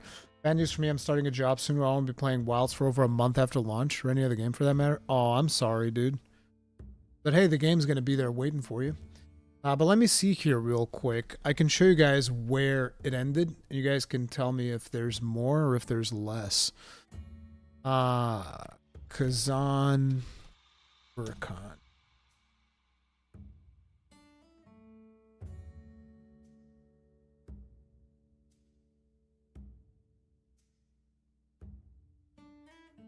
I think it was this. It's my my thoughts on the game. Yeah, this was the end of it. Me and the great mage Ozma. It's this boss. This was the last boss of the demo.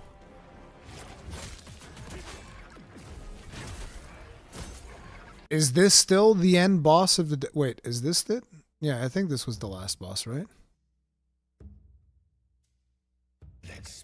And then you do this Blade Phantom scene. Oh, wow, it's different then? It ends on the vampire-like boss? So there's more, or is it like a whole different thing?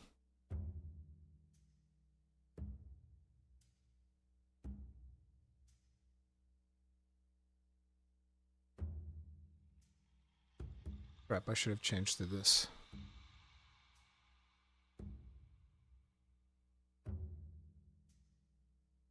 You fought a Yeti and this dude named Blade Phantom? Current demo is less. It ends on Phantom Blade Boss Mission 2. Oh, okay. So the demo we've already played had even more stuff. Okay. Then I don't have to play the new demo. then I don't need to play the new demo.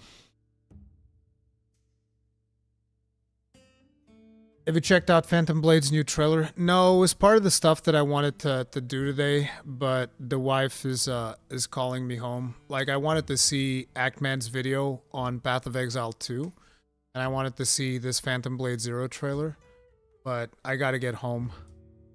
So we're gonna be wrapping up a little bit earlier than I intended. But yeah, I gotta get my ass home. Do you like the Guild Night set? Yes.